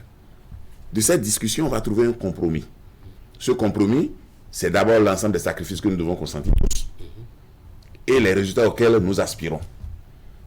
Tout à l'heure, vous avez souligné que les gens désertent le village pour la ville. Non, vous allez constater que les gens sont plutôt maintenant en train de déserter la ville pour le village. Parce que quand vous regardez, et la plupart les gens sont en train de vendre tout en ville. Parce que ça devient intenable. Ils vendent tout. Vous allez voir, les maisons poussent à gauche, à droite. Et ce ne sont pas les Béninois qui les rachètent, malheureusement. C'est ça le vrai danger. Les choses qu'on doit préserver, on ne les préserve pas. Ce qui est cher chez nous, c'est notre terre. Aujourd'hui, on fait des réformes, tout ça là-dedans, on ne veut pas ci, on ne veut pas ça.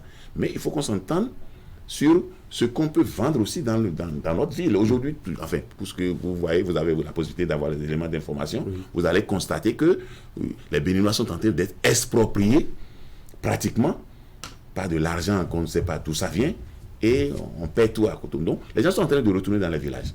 Malheureusement, dans les villages, il n'y a pas d'élément de fixation. C'est-à-dire que quand les gens retournent dans les villages, ils n'ont pas des occupations, il n'y a pas de politique locale qui permette aux gens de s'insérer, de continuer à travailler. Le risque, c'est quoi? C'est qu'on va les retrouver parmi les criminels. Et la question de l'insécurité va commencer par se poser avec acuité, et en ce moment précis, ça va être saluer les dégâts. Donc moi, j'invite le gouvernement à prendre ses responsabilités. Il n'y a pas de honte à revenir sur une décision qui n'a pas servi le peuple. Si on a pris des décisions qui n'ont pas servi le peuple, on revient là-dessus. Et on essaie de voir comment est-ce qu'on jugule les questions. Et il faut rentrer maintenant en vraie complicité avec le secteur privé béninois. Il le faut. J'ai le sentiment qu'il y a un désaccord, un désamour entre le gouvernement et le secteur privé. Avec tout ce que le gouvernement prône, son amitié, sinon sa proximité, son accompagnement avec le peuple. Les produits, on devait les voir. S'il y a vraiment une vraie complicité, les produits, on devait les sentir sur la multiplication des emplois et non sur les propositions de chômage. Vous avez vu qu'on a commencé par même demander aux gens de la SPE de faire des pas volontaires. Est-ce qu'une expérience qui n'a pas marché, on peut revenir là-dessus encore en ce moment précis?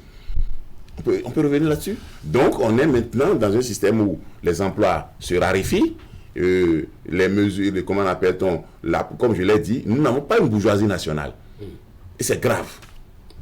Dans tous les pays qui se respectent, les gens fabriquent leur bourgeoisie et c'est ça qui soutient l'économie. Parce que ceux-là sont prêts à faire des sacrifices. Les autres vont rapatrier, ils les font ailleurs. Quand ils sentent que c'est dur dans le pays, ils rapatrient. Vous avez vu quand on fait notre campagne d'Acadjo et Contour, c'était les autres qui venaient avec des dizaines de... On ne les voit plus comme ça courir dans les rues. Parce que justement, comme c'est dur, ils n'ont plus l'argent pour aller ailleurs. Mais si vous êtes béninois, vous allez prendre votre argent pour aller où? Donc, encouragez les investisseurs nationaux, il faut le faire, mais en priorité, on ne nous reprochera pas de soutenir nos compatriotes dans la réussite de leurs affaires. Et c'est ça simplement qui mettra le peuple au travail et qui va assurer pour le peuple, disons, une situation sociale qui permette d'aller de l'avant. Alors, au niveau des consommateurs, des propositions, puisqu'on a parlé des grandes attentes. Oui, propositions, pour le premier quinquennat, on a eu assez de routes, de belles routes. Ce n'est pas que nous sommes encore totalement satisfaits. Maintenant, pour le second, je crois, pour le second quinquennat, il faut maintenant le ventre. C'est ça le hautement social, peut-être. Oui, oui, et on attend l'effectivité du hautement social.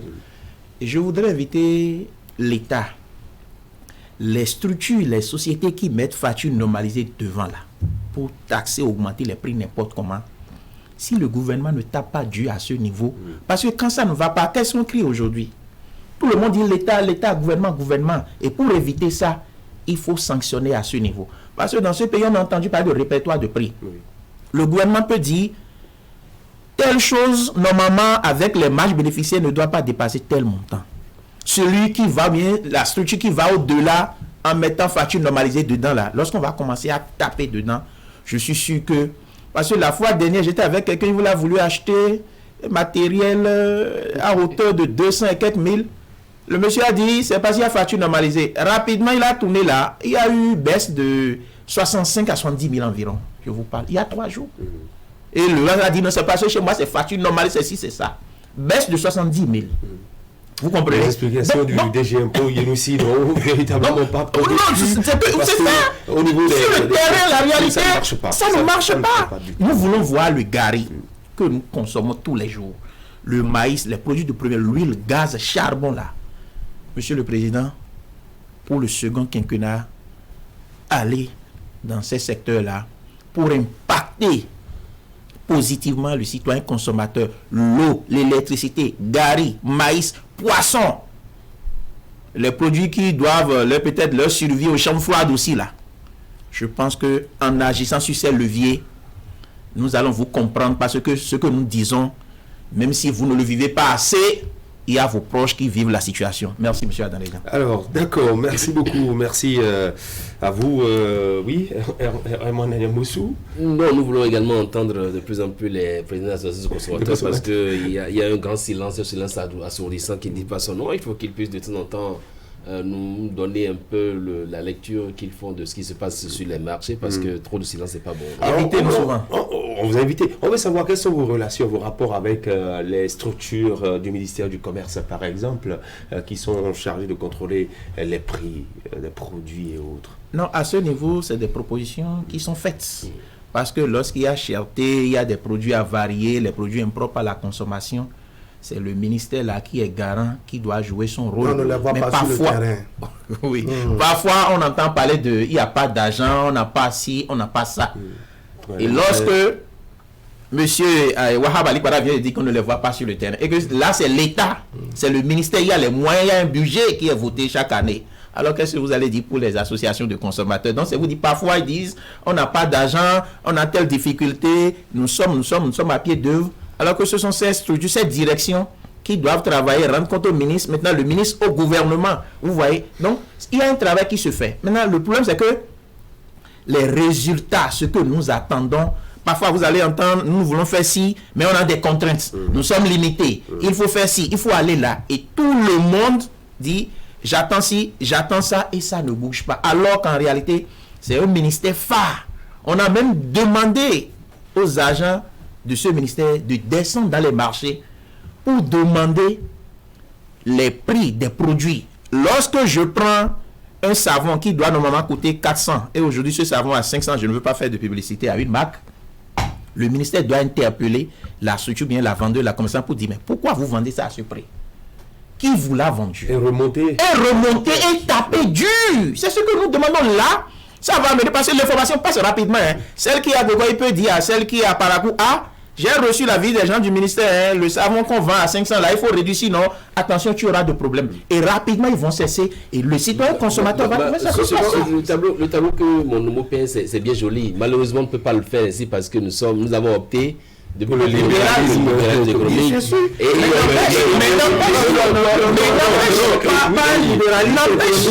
si ça veut dire qu'on vend ce savon à 1000 francs, le gouvernement va dire c'est libéralisme. Vous me laissez terminer. Non. On a opté pour ce libéralisme économique. Non. Malheureusement, il n'est pas d'accord avec vous. Malheureusement, les meilleures solutions sont encore celles que préconise l'USG CGTB. C'est qu'on a mis en place le NASA.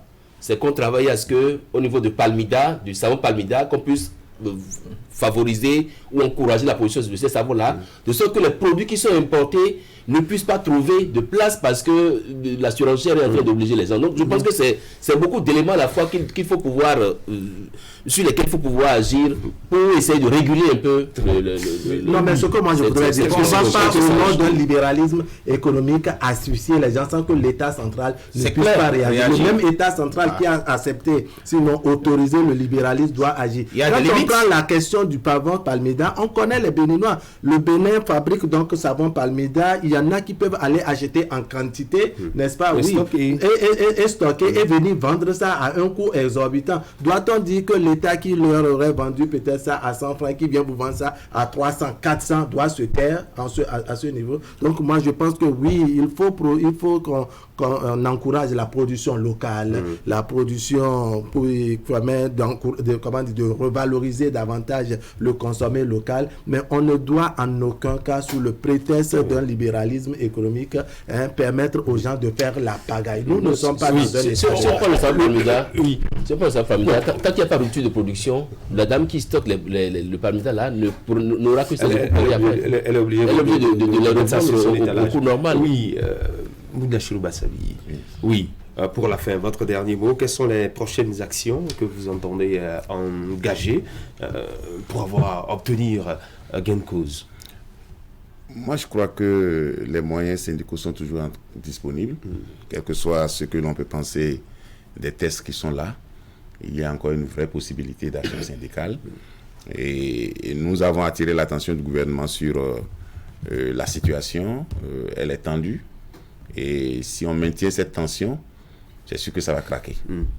Et nous avons fait la promesse de franchir le portail de la Bourse du Travail. Ça va être tenu si le gouvernement reste sourd à ce que nous sommes en train de dire. Vous n'oubliez pas qu'il y a des lignes rouges qui sont tracées. Non, je crois que ça fait longtemps que les lignes rouges ont été ravalées.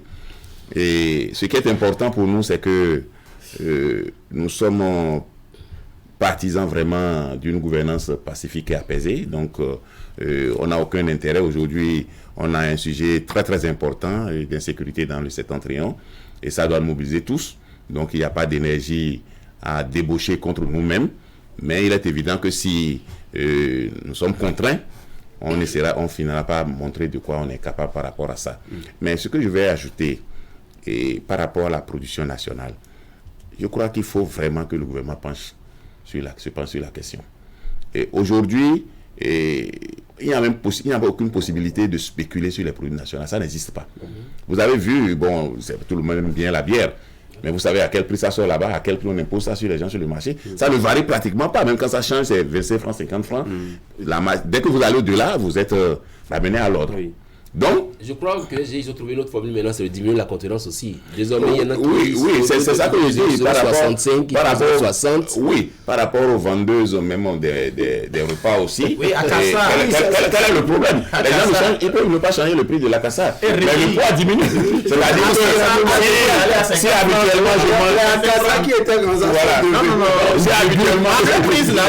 habituellement je mange 300 francs et je suis à l'aise, bon, mais elle s'arrange pour que, avec les 300 francs, je n'ai qu'un plat de 150 d'avant. Et puis, bon, le contenu au bord de donc, le besoin, pas tout ça. Donc, il y a pas de profondeur. Il y a beaucoup de techniques que les gens utilisent aujourd'hui pour rendre la vie chère à tout le monde. Et ça, c'est parce que le gouvernement ne se préoccupe pas véritablement de ces questions-là, pensant que les performances économiques ou disons que les félicitations du FMI, de la Banque mondiale, non, mais justement, quand on les félicite pour ces performances-là, et que ces performances-là n'ont pas de repère en ce qui concerne le quotidien du vécu, donc c'est pas la peine. C'est pas la peine. Nous ne devons pas rechercher et à plaire aux institutions et déplaire profondément à notre peuple tel que c'est le cas aujourd'hui. Donc je crois qu'ils ont encore les ressorts, ils ont les moyens de revenir sur terre et de faire une gestion qui permette à tout le monde de se sentir vraiment à l'aise dans une toute dernière question très rapidement. Le 24 prochain, n'est-ce pas, il y a un autre combat contre la cherté de la vie, ce que vous avez mené la semaine dernière. Est-ce que vous serez de la partie? Je ne suis pas au courant. Mais moi je vous informe. La CSTB qui organise également. C'est vous qui m'informez, donc il n'y a pas de souci. En tout cas, ce sera à la bourse du travail. Vous serez là ce jour-là, peut-être dans votre bureau. Si je ne suis pas informé sur la vérité non plus, donc vous comprenez. Non, moi je crois que toutes les actions qui peuvent concourir à faire fléchir le gouvernement sur cet aspect-là sont les bienvenus. Le plus important pour nous, c'est que on se jette pas la pierre entre nous et que on puisse progresser. Vous avez les salutations de vos militants, de l'autre côté d'Ila Kondji, le Synadécade avec Christophe Sossavi, et vous avez également des salutations de vos, je sais pas, de vos militants, de vos syndiqués, des amis consommateurs. Merci. Merci beaucoup, président de Bénin Conso et droits de l'homme, Moudachirou Sabi, Moudassirou, voilà. On se tombe. Donc c'est pas, d'accord. C'est des chez moi. Voilà. Ok, d'accord. Et Chabi. Voilà. D'accord, secrétaire général de la Confédération générale des travailleurs du Bénin, merci d'être passé par ici. Herman Anyamboussou, à côté de Herman Meton, merci à vous. Merci à vous. Est-ce que vous connaissez la sauce faite à base de pâte de cajou? En tout cas, c'est ce que nous allons consommer ce matin malgré la cherté de la vie. Accompagnement de foutou, c'est accompagné de foutou, de blé foutou, et c'est Zakiat Latunji qui a rencontré, voilà, c'est du consommant local. La sauce là doit avoir un nom en langue, non? On le saura tout à l'heure, dans l'élément que nous allons voir. C'est Zakiat Latunji qui l'a dégusté. Elle nous dira que c'est un délice, un fait de main de maître par un homme. Il s'appelle William Tchekwe, un passionné de cuisine. Suivons.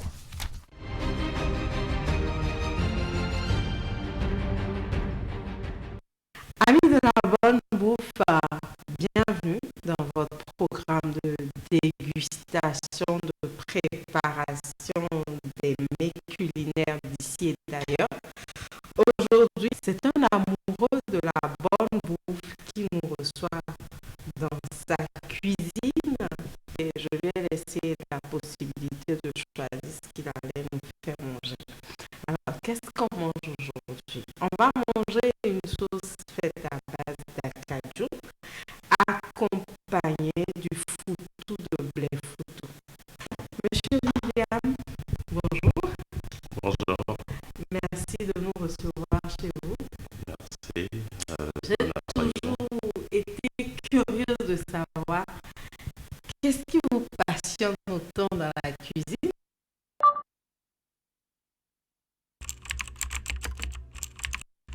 Votre chaîne Canal 3 Bénin à portée de main.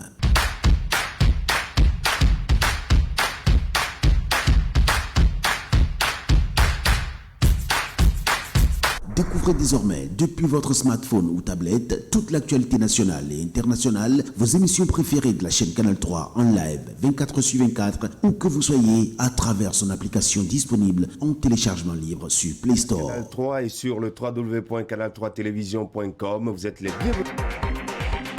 Canal 3, la passion de l'image.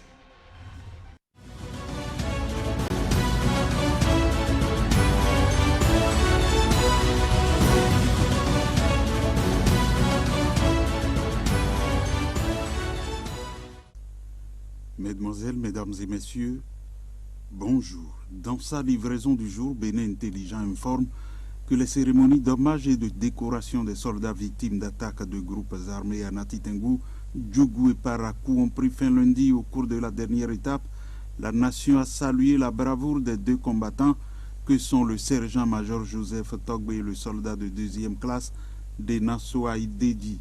Fraternité rappelle qu'ils sont 7 soldats. Le pays les a appelés à combattre les djihadistes à nos frontières dans la partie septentrionale. Sans hésiter, ils ont répondu, mais morts au front en défendant la patrie, la nation a, durant la semaine écoulée, récompensé à sa juste valeur leur témérité. Non seulement ils ont été tous décorés à titre posthume, mais surtout, sur instruction du chef de l'État, les familles de ces victimes des attaques terroristes seront prises en charge et particulièrement leurs enfants recevront l'appui de l'État jusqu'à leur majorité, car nul n'ignore les conséquences de la perte d'un parent.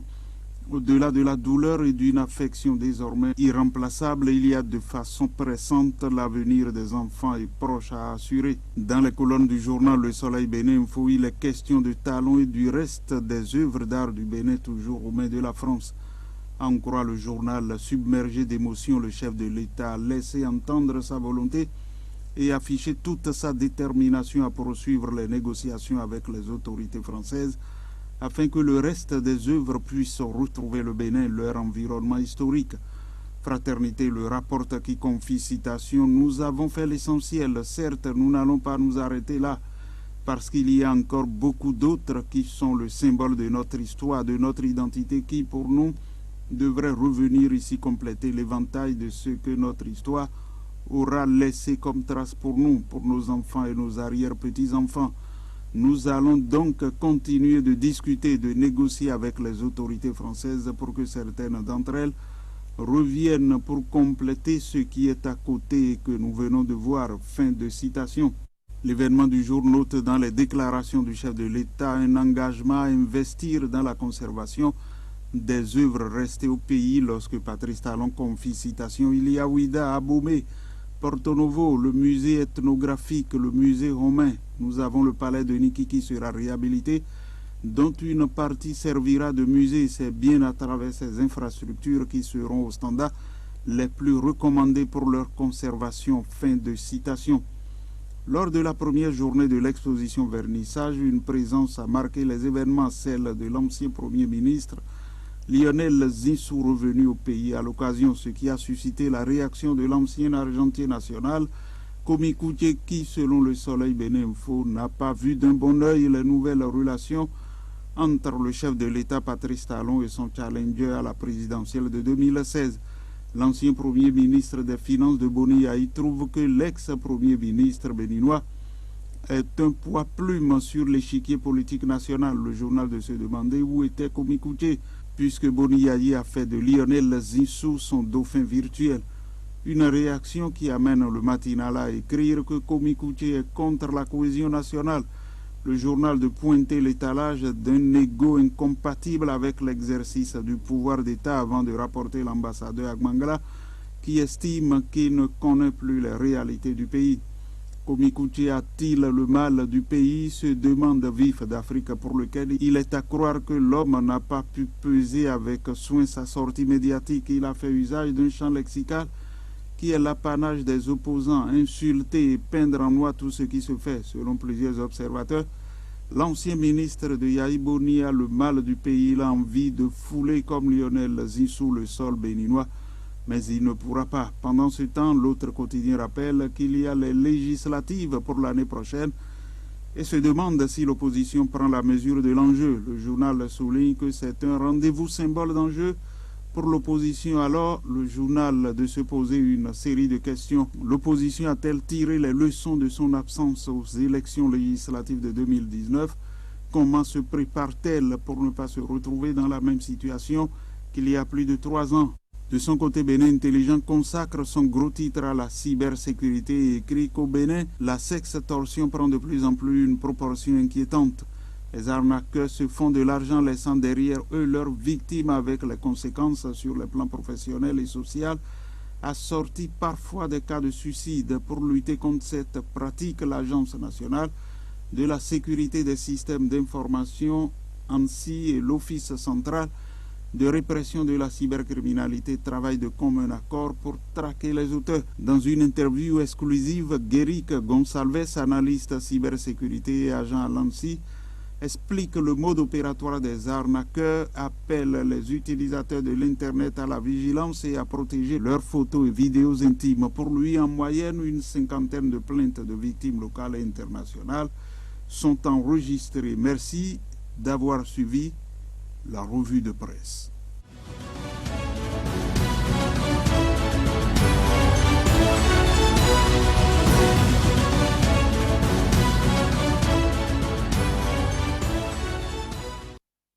Allez, ce sera tout pour le compte de ce mercredi 23 février 2022. Chez vous, c'était Actu Matin. Merci de votre fidélité au programme de Canal 3. Vous pourrez retrouver ce programme sur le www.canal3télévision.com et sur nos différents canaux digitaux. Très bonne journée du mercredi. Portez-vous bien, gardez le sourire. Au revoir.